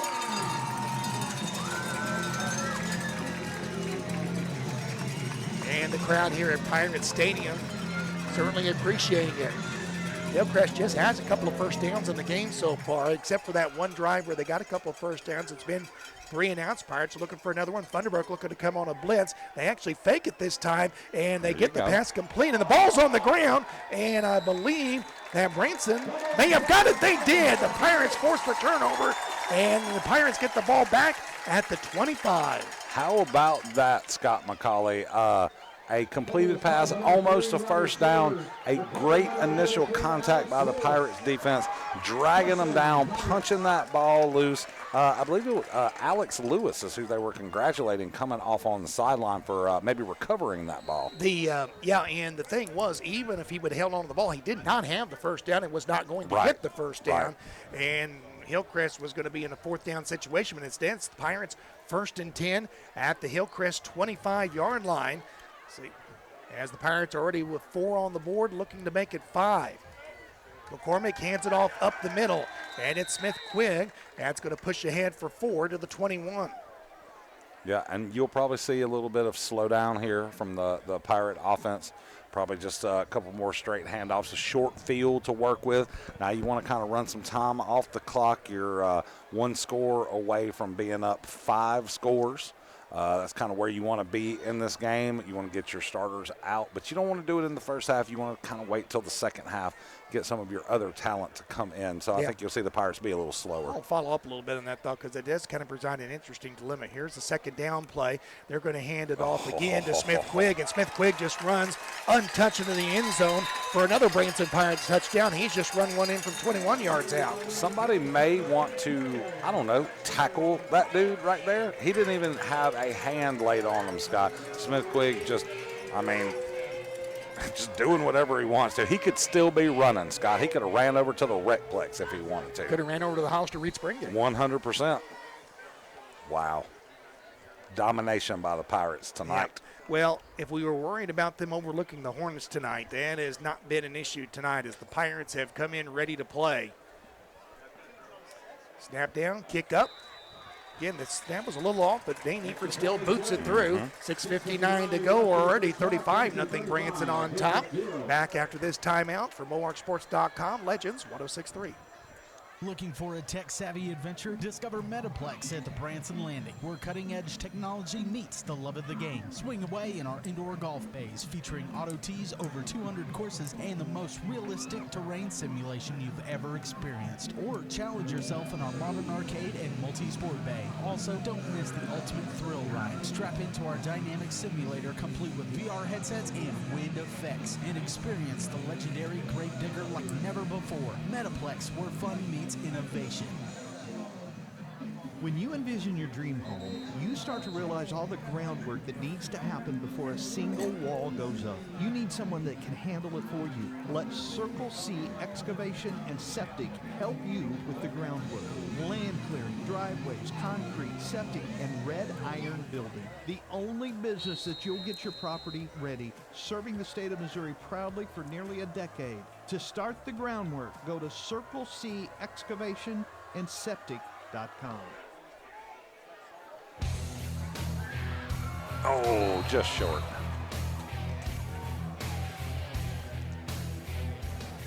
Just short on the attempt to kick it through the uprights again on the kickoff by Dane Eford. Branson on top of this one, 35-0. Also, it's been so long since we've been at home. Wanted to remind folks that, of course, tonight's game also being our audio, or as Josh Clark would call it, foolishness, is actually being heard by the audience that's watching on Branson Pirates tonight on their video stream through Misha. And we appreciate the partnership again for the home regular season games this year. It's a little bit different situation in the postseason, but we'll be glad to be doing that again as the Pirates already up 35-0. And the Hornets looking at it here, first down. They're going to throw it downfield and try to get something going, and there's nothing there. There was some contact, but the ball wasn't really anywhere near anybody, so they went ahead and... Excuse me. I thought you were under the weather 2 weeks ago. You're not under the weather again, are you? I'm sorry, I got a flag in my throat there, Scott McCauley. You know, I love our Pirates, and I love looking through our pirate-colored eye, but they could have very easily dropped a flag right there. I mean, I'm just saying. I didn't. They did not. They did not. 2nd and 10 from the 20. They're going to try a little draw play this time, and that won't get very far. That'll get maybe 2 yards up the middle. You know, this Pirate defense, We mentioned Titan Langford. He almost had a touchdown last week on the fumble recovery. Names like Delvin Patton. We mentioned Alex Lewis already tonight. Talon Fronterhouse, of course, they've got others that rotate in there. The linebackers, Dakota Schaefer, Brennan Pfeiffer, Will Funderburg, Zaire Fair, Chase Fuller, Hunter Reynolds, Ryder Schroeder.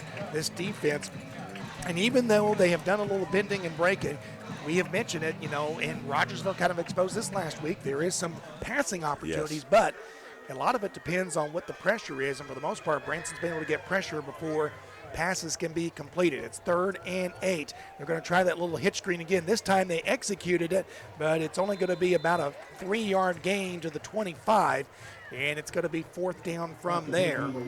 And Hillcrest will be looking to punt again. So this time the ball was a little higher, and he was able to catch it, but the Pirates still had it well covered. Might be interesting to see if they might not try that and maybe try a fake and maybe have something set up to the other side a little bit later on, but that'll be on a future series. They actually gave him the 26, but it'll be Hunter Reynolds that will come back to catch the punt. He's already had 2 good punt returns tonight. Pirates have not blocked a punt yet. We have to say that because they blocked one in almost every game. And a very short punt this time. Hunter Reynolds is not going to have a chance at this one, as it's going to go down at around the 41. So Branson will start on their side of the field. And it will be Pirate ball. 5:16 to go here in the first half. Hunter awful disappointed he didn't get a chance to return that punt. Creases average. Look at the Moark football scoreboard right now. Forsyth over Buffalo 20-6. Come on, Panthers. Harrison Goblins take an early lead at their game. That was, by the way, a home game tonight. I had misprinted that on our sheet earlier, but now it's just as soon as I say that, Harrison and Livonia tied at 7 apiece. Let's see. Last report, it was Reed Spring 14-6 over Hollister in the second quarter. Of course, we'll take a look at the bigger scoreboard from Ozark Sports Zone at halftime. Here is a handoff, and kind of a busted play there. Yeah. It was Will Funderburg. And again, Funderburg getting some reps back there as they're looking to use him maybe a little bit in the postseason, as well as Quigg, and the fact that him and McCormick have not worked a lot together, I think had a factor in that play because the handoff timing was just off. Yeah, and he ran right into the back of an offensive lineman, and all of his forward momentum was just stopped. The last time that happened, Will scored a touchdown on the next play, so we'll see if we can go 60 yards. 4:40 to go in the first half. 2nd and 10, Branson with Weber in motion. And this time the ball's on the ground, and I believe Branson did come up with it. And now Funderburg is going to come out again. He was hobbled a little bit earlier, but he got hit right in that leg as he did that. And Branson's very lucky to get the ball back in that situation. So Funderburg's going to walk it off again. If Branson gets the bye, that'll be one of the advantages of doing that. Yep. Is being able to get some rest. But now Branson behind the sticks here. It's 3rd down and 9. 3rd and long. Smith Quigg is back in the backfield. And they're going to hand it to him, and Quigg's going to get up to about the 46. And so let's see what the Pirates decide to do here. I think they're going to decide to punt. So it'll be the second time that Branson has been held by the Hillcrest defense. And so it'll be Asbury set to punt here. Teagan got a pretty good punt off his first time. Again, he's not had a lot of punting opportunities this year. Also not a lot of opportunities to fake a punt either, Scott McCauley. Yeah. Oh, and my the snap goes over the head. Asbury's going to be lucky to get it off. He does, and he's still going to get a great punt off, even though the snap was well high. What a good effort by Teagan Asbury as he saved a potential opportunity for Hillcrest to get a score on the board. The punt sailed over, the snap sailed over his head. He kept his composure. He got it. Got the punt off, and Hillcrest still back in their own territory at the 26. It's crazy enough that he was able to watch the ball sail over his head, but to turn around, locate where the ball was, and then recover it, and then have the presence of mind to punt the ball away just in time. That is an all-around great play for Teagan Asbury right there. That is excellent. And puts Hillcrest back at their own 26-yard line.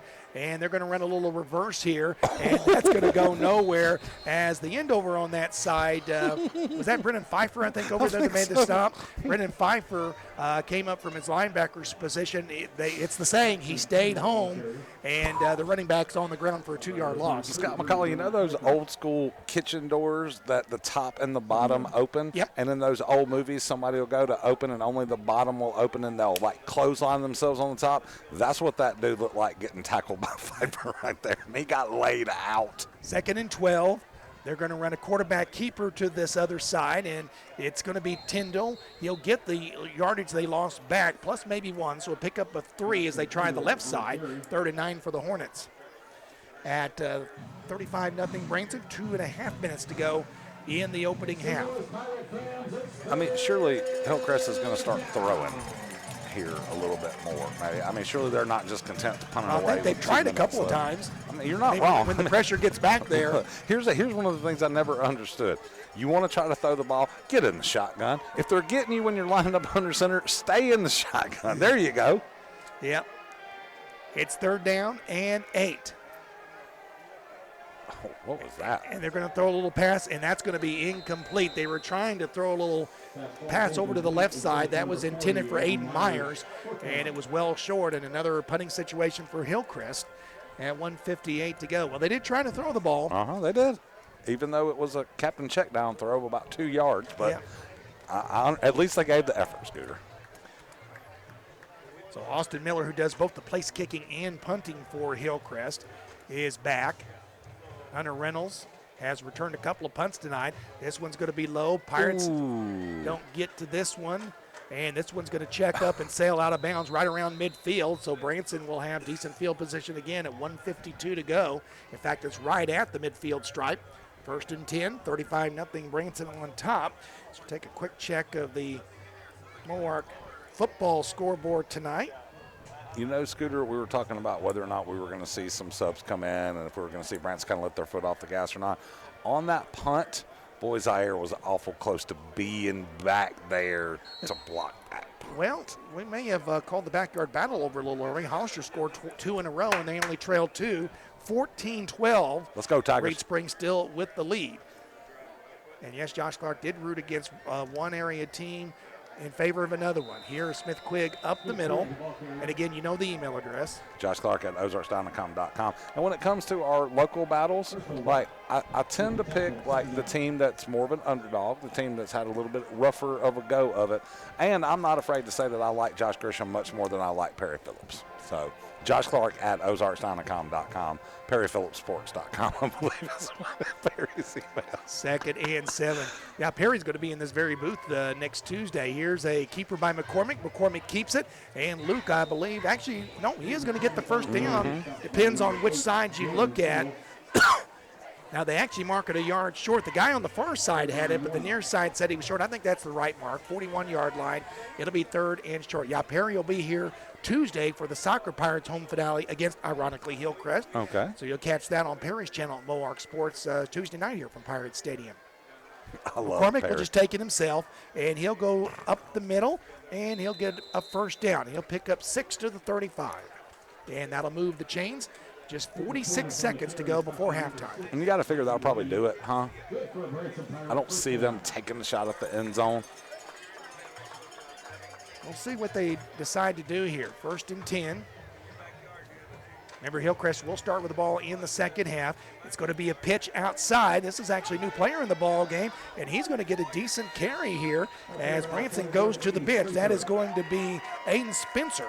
That's going to run it for about 6 yards or so. He'll get it to the 28, make it the 29-yard line. All right. And the Pirates do not have to run another play and may elect not to do so here.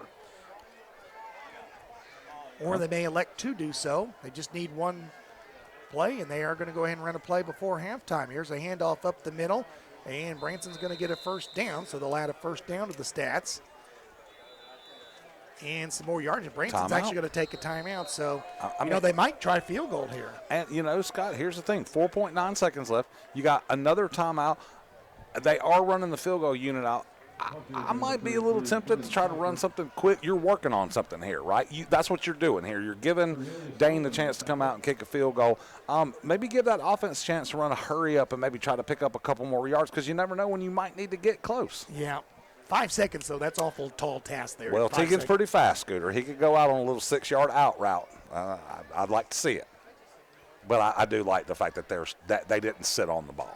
Yeah. I like the fact they're still doing something with it. Well, and I think, again, they are wanting to work on things. And, that's why I think it's not a bad thing that Teagan's punted tonight. I don't think it's a bad thing they're going to try a field goal here. They haven't had many opportunities for field goals here. Eford did hit one in the Carl Junction game from about 40 yards. And this one, the ball looks like it's at the 29, so it'll be a 39-yard attempt. Out of the hold of Teagan Asbury for Dane Eford. Trying to put 3 more on the board here before halftime. Snap down, kick up, and the kick is going to sail right through the upright. Oh, no, it's not. It's off. Wide right. Stop. Just wide right. Well, so there you go. Probably a good thing to work on that. That's right. Branson leads at 35-0 at halftime, and we're back with our halftime show after this for BulwarkSports.com on Legends 106.3. Does your car need a good cleaning? Check out Branson Bubbles. They're the hottest new destination with a state-of-the-art car washing.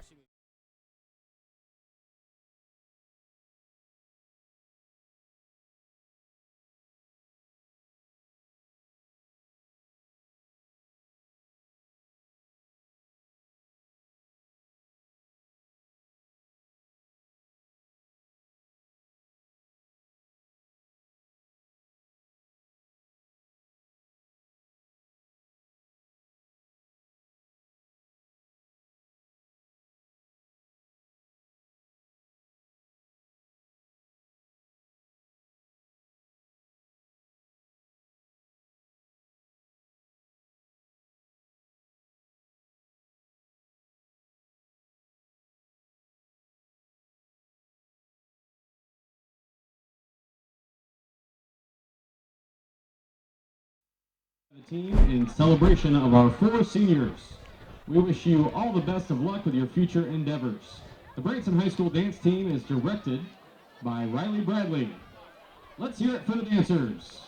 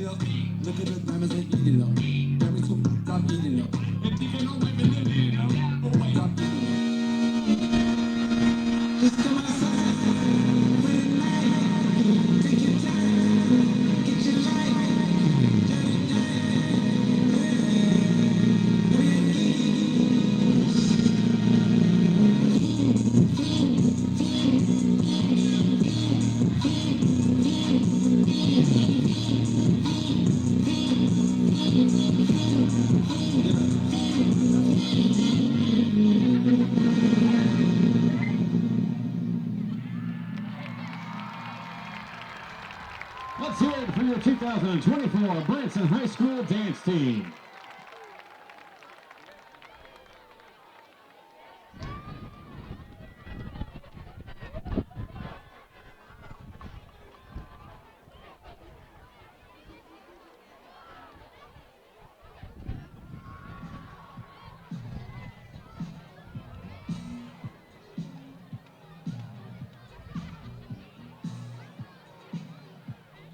We would also like to wish the competitive cheer team good luck as they compete in Columbia next weekend at the state cheer competition. Congratulations.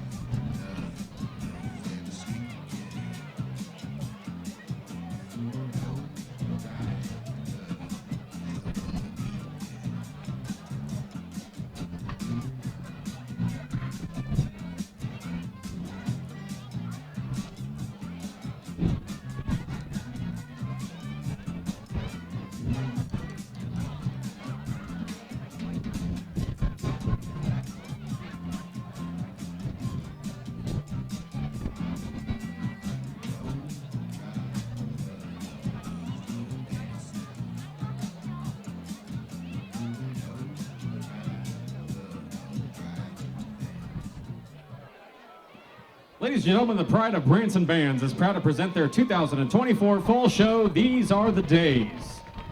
Tonight, the band will be performing the show in its entirety. Please join us now in congratulating the Pride of Branson bands on their silver medal and best color guard in Class 5A at the Missouri State Marching Championships last week. We ask that you respect the hard work of these students by remaining silent throughout the performance. However, if you're inspired to clap or cheer during the performance, please feel free to do so. Tomorrow, the band travels to St. Genevieve for their final competitive performance of the season. Thank you for your support. Drum majors Addison Patrick, Jaden Garvin Nelson, and Riley Frazier. Is your band ready?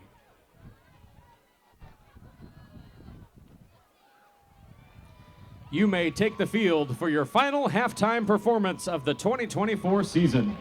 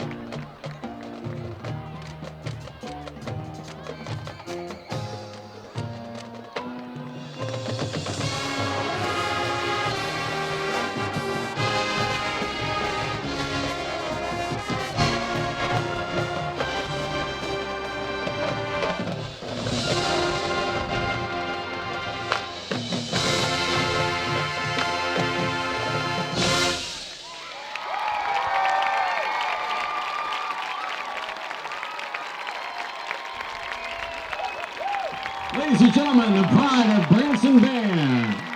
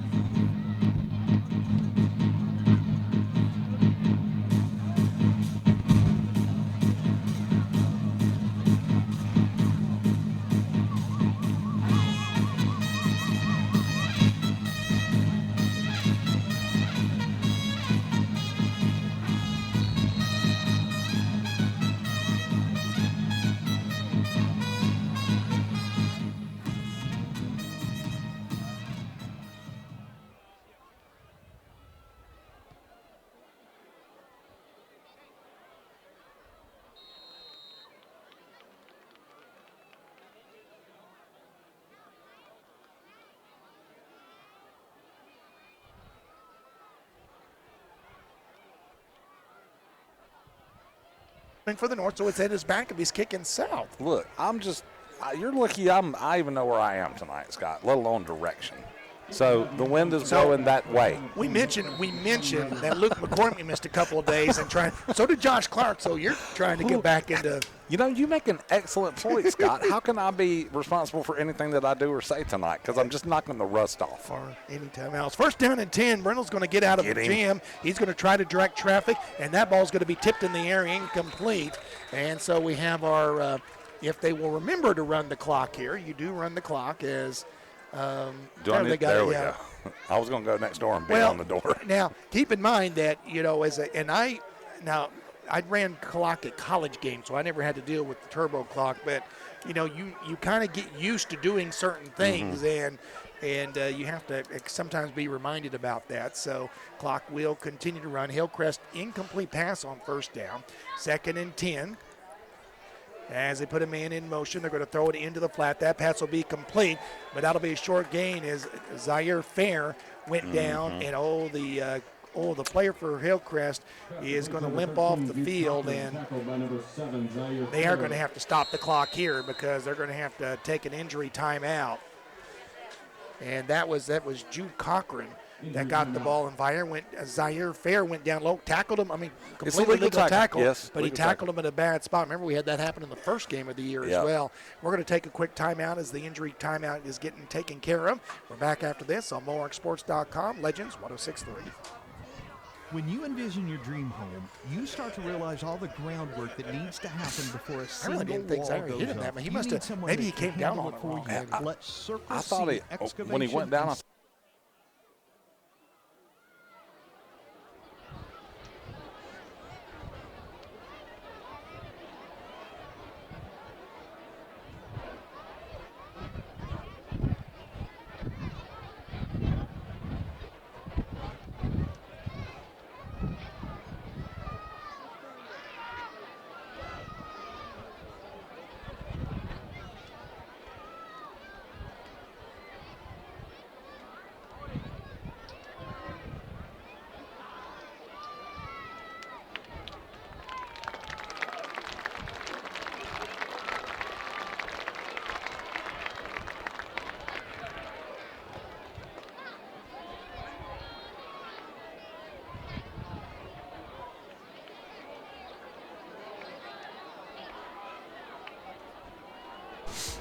Looked like they kind of worked around the shin a little bit of Jude Cochran, but he did walk off pretty much under his own power. He did go out for a play. So it's going to be 3rd and 7 for the Hornets. Again, clock will start running again with under turbo clock here with Branson up 35-0. It is 3rd down and 7 at the 23. And a quick pass over the middle is going to be incomplete on Boyd. Zaire Fair actually got his hand on it. And had he been a little bit more in front of the ball, that might have been a pick six. But as it is, it's going to be a 3 and out, and Branson will get the ball back. That ball had a lot of mustard on it, as the saying goes. So, I don't know that his wide receiver could have had a better chance of catching it any better than Zaire did. Yeah. But, there's a lot to be said about Branson defenders putting their hands on the ball, as well as being in the vicinity of the place to make a play on the ball. Austin Miller will be set to punt. I don't think Hillcrest, as they will get the punt in the air, and I believe Reynolds is going to have a chance to return this one. He returns it from the 48. He's going to go to the left side. He breaks one tackle. He goes down the left sideline, breaks another tackle. He's still in bounds before he steps out of bounds at the Hillcrest 25-yard line. That's almost a 30-yard return there for Hunter Reynolds. Hunter has been looking to make a return all night. Also, not only did he have a good return, he actually got some contact, got to make some folks taste it.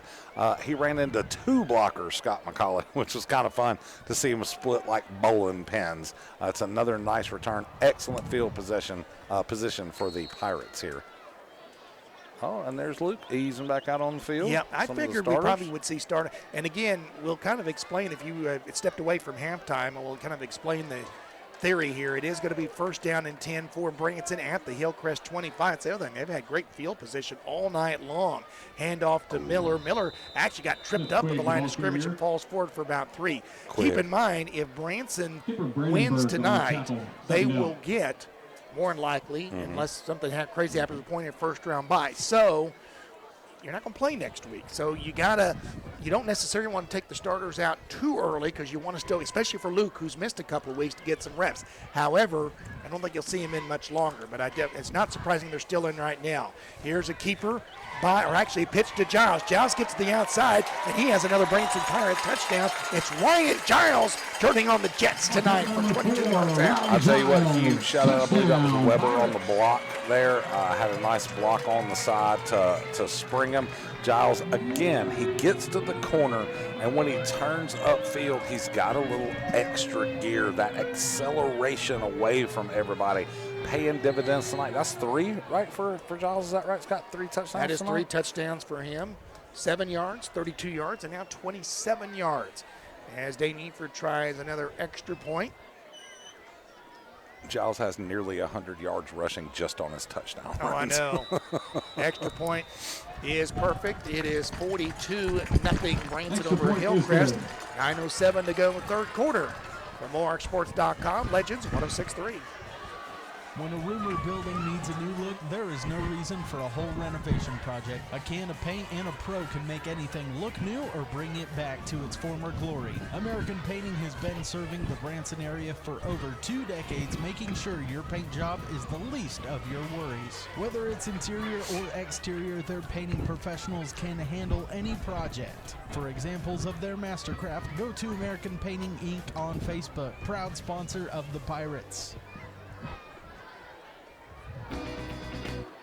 Does your car need a good cleaning? Check out Branson Bubbles. They're the hottest new destination with a state-of-the-art car washing experience. Branson Bubbles gets your car, truck, or SUV right back to its shiny self.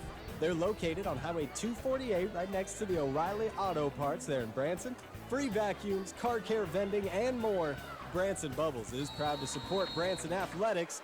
Go Pirates!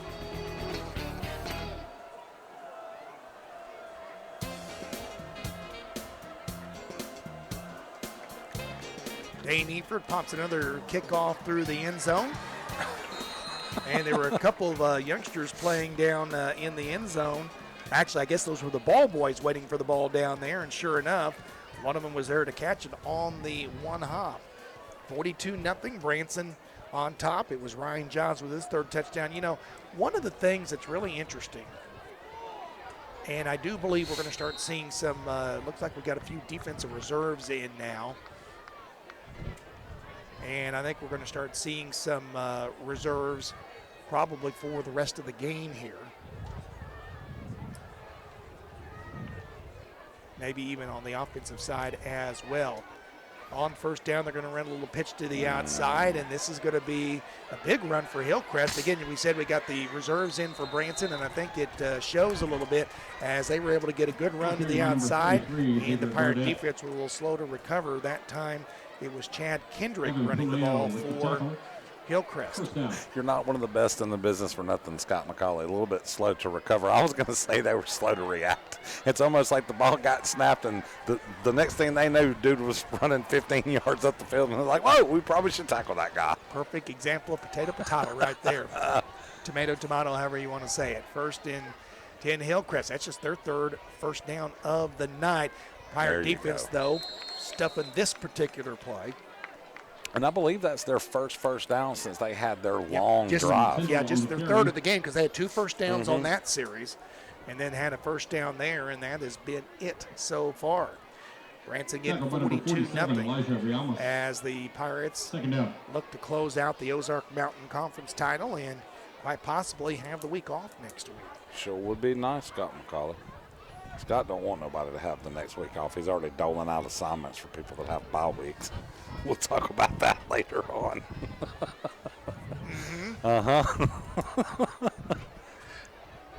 Handoff up the middle, and this time a couple broken tackles, but still Branson eventually covers it after Jordan Tyndall runs up the middle and gets about 4 yards. Well, here's the thing here at Ozarks, Dynacom, and MoarkSports.com. We are trying to set a record this year for the most partners for a play-by-play announcer. I actually had one year that Kevin Bowling couldn't do all the games, and I think that year I had I think Kevin only did like 6 or 7 games, so there was one game I actually had 2 people, 1 do each half, and so I had several people fill in. But I think Kevin Russell's trying to smash that record this year, as Kevin's had several people work with. He's done it. In fact, he's working solo tonight up at Buffalo. Poor fella. Yeah, but here's the third down pass over the middle, incomplete, and that'll bring up a 4th down for the Hornets. Wouldn't surprise me if they go ahead and go for it here, simply because it's the last game of the year and the last regular season game. But, yeah, Kevin, between some illnesses and our buddy Steve Huggins had another surgery, and we hope Steve is recovering. And those eye surgeries can be tricky, and he's had a couple of those to deal with. So, Kevin, I actually worked with Kevin last week at the Forsyth Fair Grove game.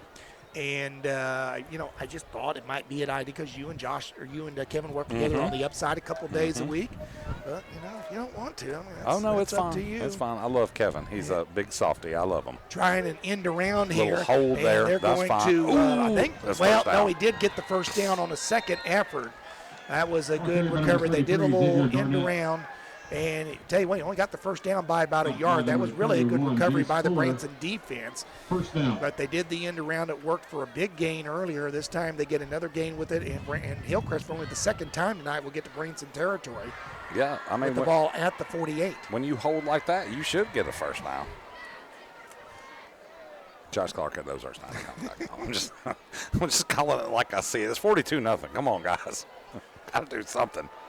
And again, folks, keep in mind he's missed a couple of weeks, so he's getting some reps back here. Unfortunately, I cannot be pulled. Here is, well. I mean, I can, but there's no one to take my place. There's some audio for you, Scott. Let me try to describe what happened. That was an incomplete pass, although that was a great completed pass by you right there. I'll do my best. Trying to get out of the pocket after trying to throw a pass downfield. It was incomplete. That's good stuff. That is good stuff. 5:10 to go here in the third. Second down and 10 for the Hornets at the Branson 47, and it's going to be a run to the left side and the tackle. Well, I think the Branson guy got thrown down, but still it was out of bounds, and they picked up a small gain on the play. Stopped by number 25, Hunter About 3 yards, so it's going to be third about 5. Clock again continues to run. 42-0 Branson on top here.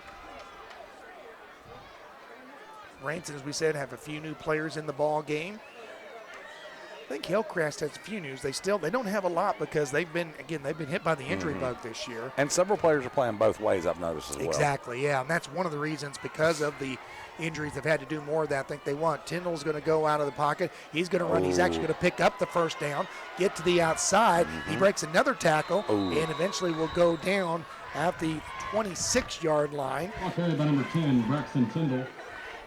Tackled by number 12, Braden Huber. Is one of the backup defenders in there, and he actually makes a tackle for Branson. So won't stop the clock because we're in turbo clock, but it does move the chains as Hillcrest now the deepest penetration into Branson territory tonight at the 26 as we're now under 4 minutes to play here in the third quarter. You know, for Hillcrest, don't forget Hillcrest has got a game next week too. They still play next week. They're going to be the 7th team, they're going to be the 6th team in the district, so chances are they're probably going to Parkview next week. Quarterback is looking to throw. He keeps it, throws it down the field. It's going to be incomplete. He got rid of it, and the receiver down there was double covered. It's going to be second down. Again, another pretty smart decision from the quarterback for Hillcrest tonight. Hadn't had a lot of time to throw, hadn't had a lot of time to make a lot of decisions, but the decisions he hasn't turned the ball over, right? He hasn't hung any of his players out to dry or anything like that. He's made good decisions, just they're not working out the way that they would want them to work out. Second down and 10 for the Hornets at the 26. They're on the near side of the field here, the right side. They got 3 receivers there, only 1 to the left, and they are looking right. They're going to throw a middle screen, and that's going to be complete for a first down. It might be complete for more as Hillcrest is going to be close to the end zone, and he's going to be out at the 1. I tell you what, he fumbled the ball too. He's lucky he didn't fumble it out of the end zone. That would have been Branson ball.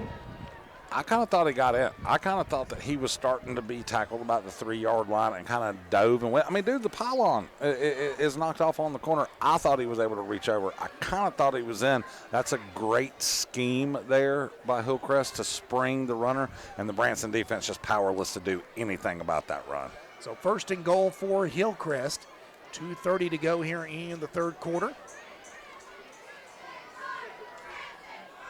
Remember, Pirates had a goal line stand at Marshfield. They may have one here. At least they did on first down. He didn't get in. They tried to. Okay, by number 8, Jordan Tyndall. As Tyndall, the fullback, the older Tyndall, maybe gets about half of it. The main thing is it keeps the clock running while the ball's out of the end zone. Now, keep in mind, if Hillcrest were to score and get a 2-point conversion, that would turn off the turbo clock. But again, we've almost burned off the entire third quarter. We're down to 1:55 to go. Again, Hillcrest likes to throw, even though they're only a yard away.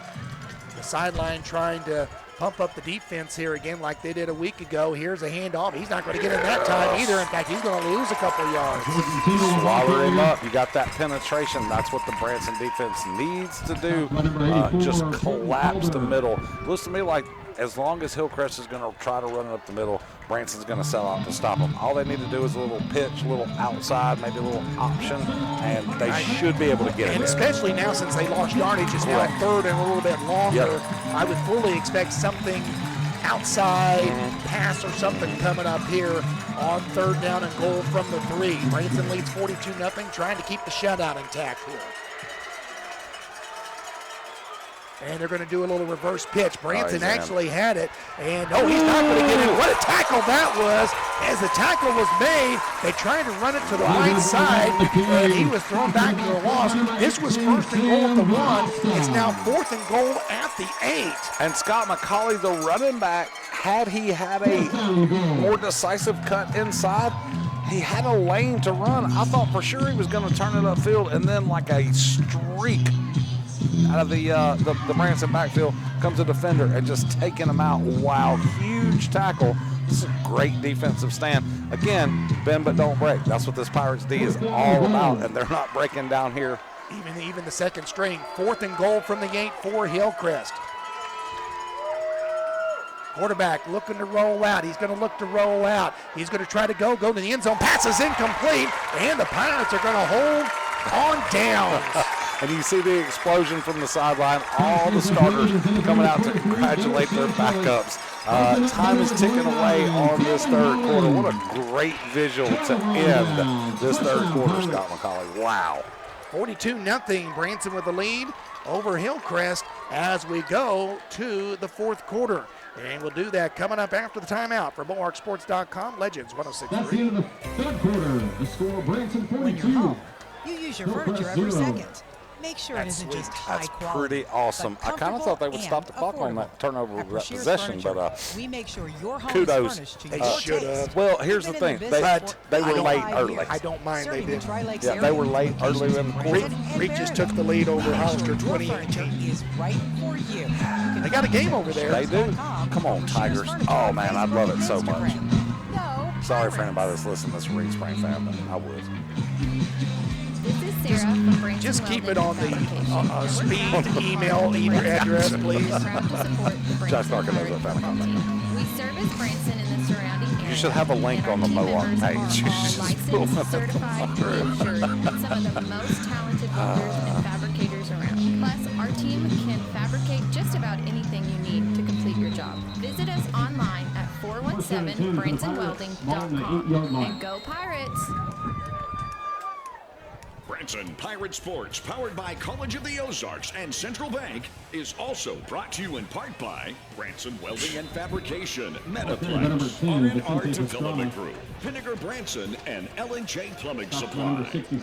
Branson has the backup offense in now, so Junior Pastrana, who started last week and played most of the game against Carl Junction the week before as well. All Pastrana did in relief of Luke McCormick last week was rush for over 100 yards and 3 touchdowns.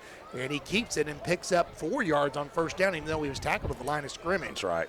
Crazy. Several of the other backups in now for Branson as well. Pastrana's going to keep it, and Pastrana's going to get a first down. And again, this is where you think if you're Hillcrest, okay, you got the backup quarterback, we can do something, but this is a guy that has some varsity snaps now in games that when they've been contested. So right now the Pirate offense could be in better hands. 100%, and it's good to see this is how a program flourishes. You get these younger players, these underclassmen, time to take snaps with the big team. First and 10. Handoff up the middle, and that's going to be a pretty good game. Again, Branson's got some new players in the game. We'll pick up several of these as we go here in the fourth quarter. I think it was Connor. Blake so. Connor on the carry. So Blake Connor, That's who's my one number of the 70. seniors on the ball club, Mm-hmm. getting a run, kind of to the point you made Nice. earlier about getting Second him down. some snaps tonight, and some of the seniors that may not play as much, but getting some time tonight. That's good. He got only got 7 yards on the play, 2nd and 3. And carried a pile with him. Hit the pile pretty hard, and got a good block up front. On 2nd down, the other man in motion. Pastrana with the keeper, and Junior's going to get out of there, and he's going to run down the field. Junior is going to try to fight the tackle off. He won't, but he'll be knocked out and rolls all the way onto the track, but he gets all the way to the Hillcrest 32-yard line. Junior Pastrana flexing his muscle there and picking up a Branson first down. Not a big kid, but man, he is elusive, and he sold the play fake, that play action, so good to Connor. I mean, he really just kind of punched him right in the gut, and there were 2 or 3 guys that had hands on Connor in the backfield, and Pastrana was already about 8 or 10 yards up the field and running for a long way. 1st and 10 for the Pirates at the Hillcrest 30. Pastrana's going to hand it off to the left side, and another gain of about 5 yards over there. Carry. So again, Blake Stop Connor number 64, getting some Hillberg. carries, and 2nd down. nicely done so far. He's picked up over 10 yards on his first couple of carries of the night. Averaging 5 yards a carry. Can't There beat you it, go. son. You can't. And, the Pirates, although they may score before that, but the Pirates got to have the ability to run a lot of the clock out, of course, especially with the turbo clock. But they're already at the Hillcrest 25 on 2nd and 5. With Connor in the backfield, there are 2 wing backs. 2nd down, Connor gets the handoff again, and he's going to get another first down for Branson as he rolls it up the middle, gets it down to the 17 for a pickup of 8. Nice, good, tough running right there for Connor. I love it. Again, a senior, got limited action this year, getting to showcase what he can do on a drive. I like to see it in front of a packed house here, still at Pirate Stadium. Even though it's 42-0, everybody's still here. It's a nice celebration for our Pirates tonight. Yeah, again, Pirates can finish the season undefeated. First time since 1994. That was the last time they finished the regular season undefeated. A couple caveats to that, which we'll talk a little bit about here as we go through. Pastrana's going to hand it off again, and he almost broke it. He did get stopped after a gain of about 6. But Connor, if he would have been able to step out of the tackle, might have made it all the way to the end zone. But Blake with a nice run there as he slanted to the left side. Call to pick up a 6, 2nd and 4. Yeah, just got caught up a little bit by that big lineman and wasn't able to break free. Had a whole lot of greenery in front of him, Scott McCauley. You can bet he's going to be looking for a similar spot in the next play or even the play after that. Clock is down to 7:35. We're flying through the fourth quarter here. Let's go, baby. Remember, this all started down around the 8-yard line. Hand off to Connor. This time they were ready for him. He only got 4 yards on the carry. Actually 3, so it'll be 3rd and about 1 to go. Give it to him again. 3rd down. 7:14 to go. Again, we were started the third quarter on the turbo clock. Branson kept Hillcrest out of the end zone, and then that was after they punched one themselves earlier in the quarter. The thing about this offense, and Aaron Hafner and I have talked about it on one of the past pregame interviews that people actually got to that hear. aired, yeah. Yeah, that actually aired. I'll leave that one down for a while, but see what dumb mistake I made on that one or something. Here's a 3rd down carry. Pastrana's going to keep it, have a first down, and he's going to get a touchdown as Junior Pastrana is going to score from 9 yards out. Add 6 more to the board. Yep, that was a drive that was bookended with Pastrana runs, and in the middle of that sandwich was a whole lot of Blake Connor up and down the field. There again, just a great display by this Branson offense. Kudos to the offensive line up front, giving these running backs and quarterbacks ample opportunity to operate and run the ball. Dane Eford, again, he did miss a field goal tonight, but he's been good on these. I was almost hesitant to say because I didn't want to jinx it, but he did make the extra point. 49-0 Branson on top of Hillcrest. Back after this timeout for MoarkSports.com on Legends 106.3. Are you ready to raise the roof on quality? Are you ready to raise the roof on quality? When it comes to protecting your home, trust the local experts. Branson glad they scored 'cause I need to proud run to some be locally owned commercials. and operated and committed to delivering top-notch craftsmanship. Words from friends, and personal please, touch. Scott. We don't just build roofs. What's that? we Words build from our relationships. sponsors, For please. years we've been giving back to our community Messages. time and resources. That's one of the things when the donating to Go local Cappers come in, to say never ever call them commercials. That is an ugly word. Words from our friends are messages Call for our partners. 417-231-0123. This is Branson alum Corey Meyer. Go Pirates.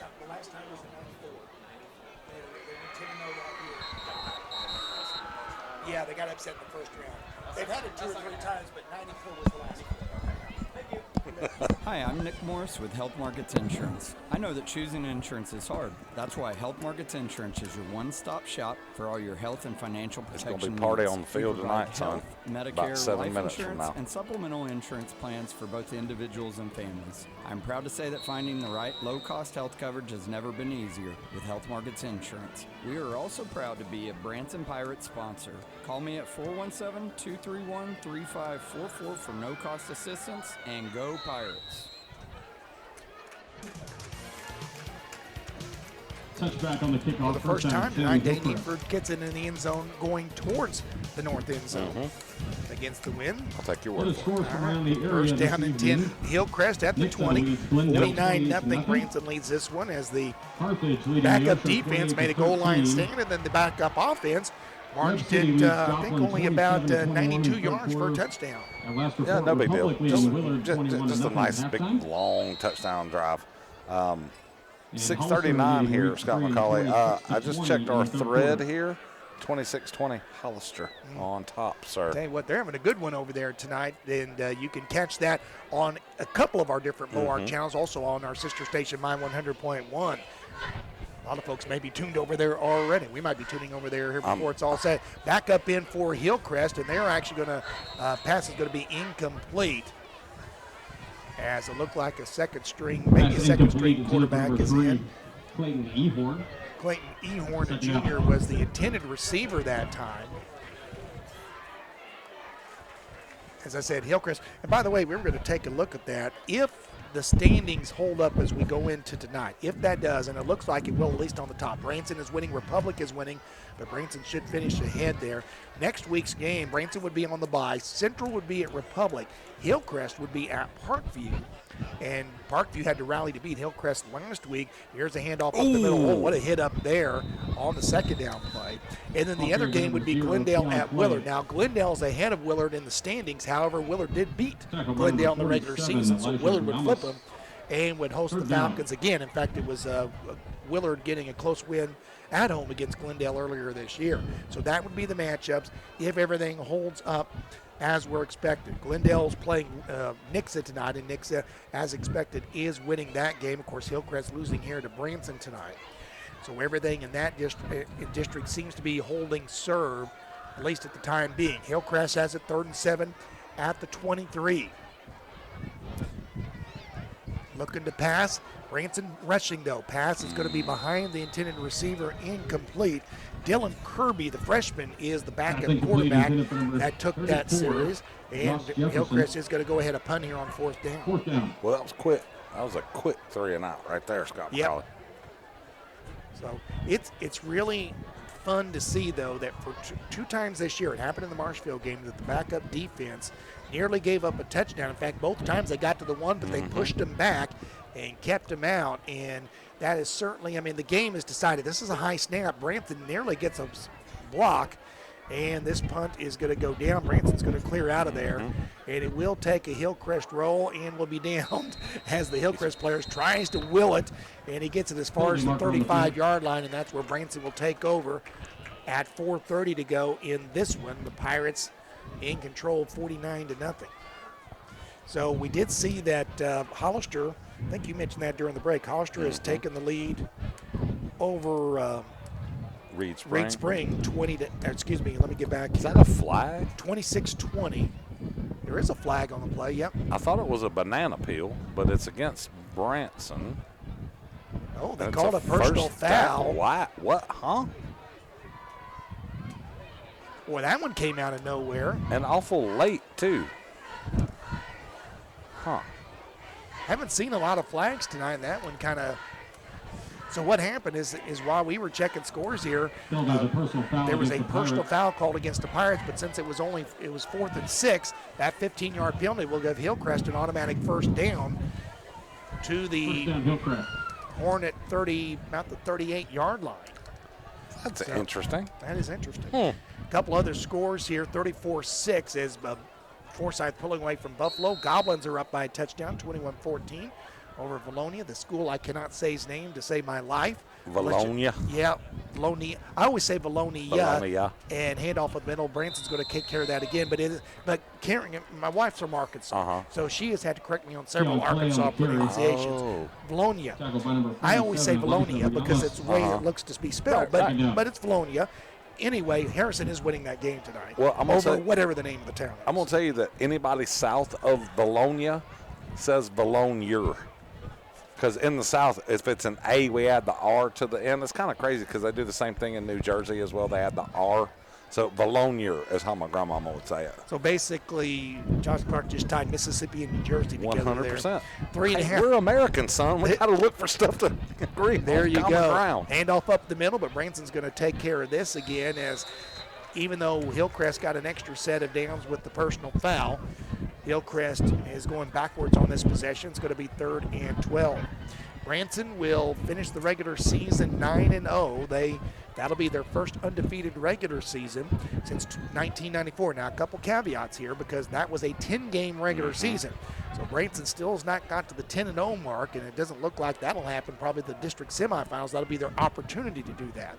And that'll be if everything holds up the way we think it's going to hold up tonight. That'll be against either Willard or Glendale here at Pirate Stadium. This does also ensure that if the Pirates do win and the snap's going to be on the ground, quarterback tries to get out of there with it, and he'll be tackled quickly. And another good stop there. Pirate defenders. 51, Dagan Cruz. Dagan Cruz is who Josh Cherry called out there, making the stop there. So it's going to be 4. So they did get an extra set of downs, but they ended up going backwards anyway. Now it's 4th and 17. And what it did do is help run the clock continue. We're down to 2:15 to go. Got a couple extra stats on the defense. Got a couple players in. Get a little bit more action. We sure do enjoy seeing it. There's some dancing already on the sidelines. The student section is worked up into a frenzy. They have actually circumvented the barrier, and they are lined up just off the field. So technically, they are still within the letter of the law, but they are ready to run out and celebrate with their classmates. The Pirate punt returner did a smart thing and got out of the way, but that took a heck of a Hillcrest roll. Branson's going to start at their own end of the field at the 11. But of course, their last offensive series has started the 8 and score. Don't think they're going to worry about this time. Branson, I think, will, if not anything else, may just take a couple of knees here and be done with this because that's all they got to do. Clock's not going to stop, and Branson's going to be able to finish this one off tonight. And it looks like they're going to be able to get the shutout. Branson's just got to hold on the ball for 1:20 here. And be able to do that. Branson's short a player right now, so they're going to have to run somebody on. And now with the play clock at 5 and the game clock at 1:06, they'll be ready to go on first down. Handoff up the middle, and that'll be a gain of about 3 yards. Under a minute to go. One more snap will do it. So Branson, and as far as we can tell back in program, there were 3 times that in a 10-game regular season, Branson finished undefeated, at least going back to the 60s. One of those was in 1968, one was in 1979, and the other was in 1994. And interestingly enough, in 68 and 79, despite the undefeated season with the point system, that still wasn't good enough for Branson to make the playoffs either one of those years. Handoff up the middle, and that should be the last snap of the ball game. And ladies and gentlemen, it has happened for the first time since 1994. The Branson Pirates are going to finish an undefeated season here as they're going to take the win by a count of 49-0. 49-0 the final. The Branson Pirates get the victory, and they are 9-0 heading to the district playoffs. Game 1, more than likely 2 weeks from tonight, right here at Pirate Stadium. Undefeated Dan, Ozark Mountain Hillcrest champions. The Branson Pirates beat the Hillcrest tonight, 49-0. We're back on our post-game show. Coming up next, on BullRunSports.com on Legends 106.3. They'll get a first-round bye, and they'll be right back here at Pirate Stadium on November 8th. Both the Pirates and the Hornets appreciate your attendance this evening. We will see you back here at Pirate Stadium in 2 weeks.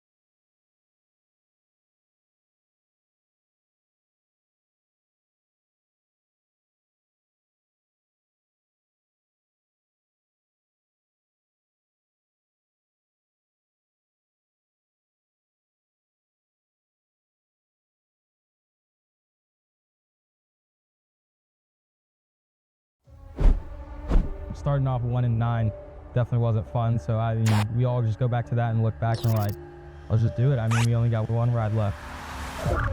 We're going to push kids to their very best, and you know, and our kids have bought into that. Not all of them have, and they're not with us anymore, but that's part of, you know, the change. But the kids that have stuck this out and believed what we're trying to get accomplished, you know, they're reaping the benefits of that at this point.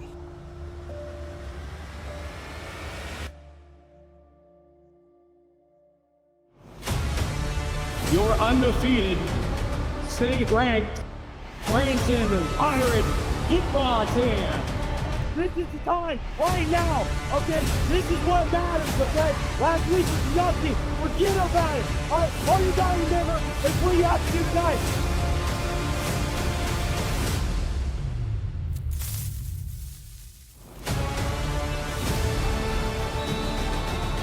They've got a man wide open. This is Tegan Asbury that's going to walk in for a Branson Pirates touchdown.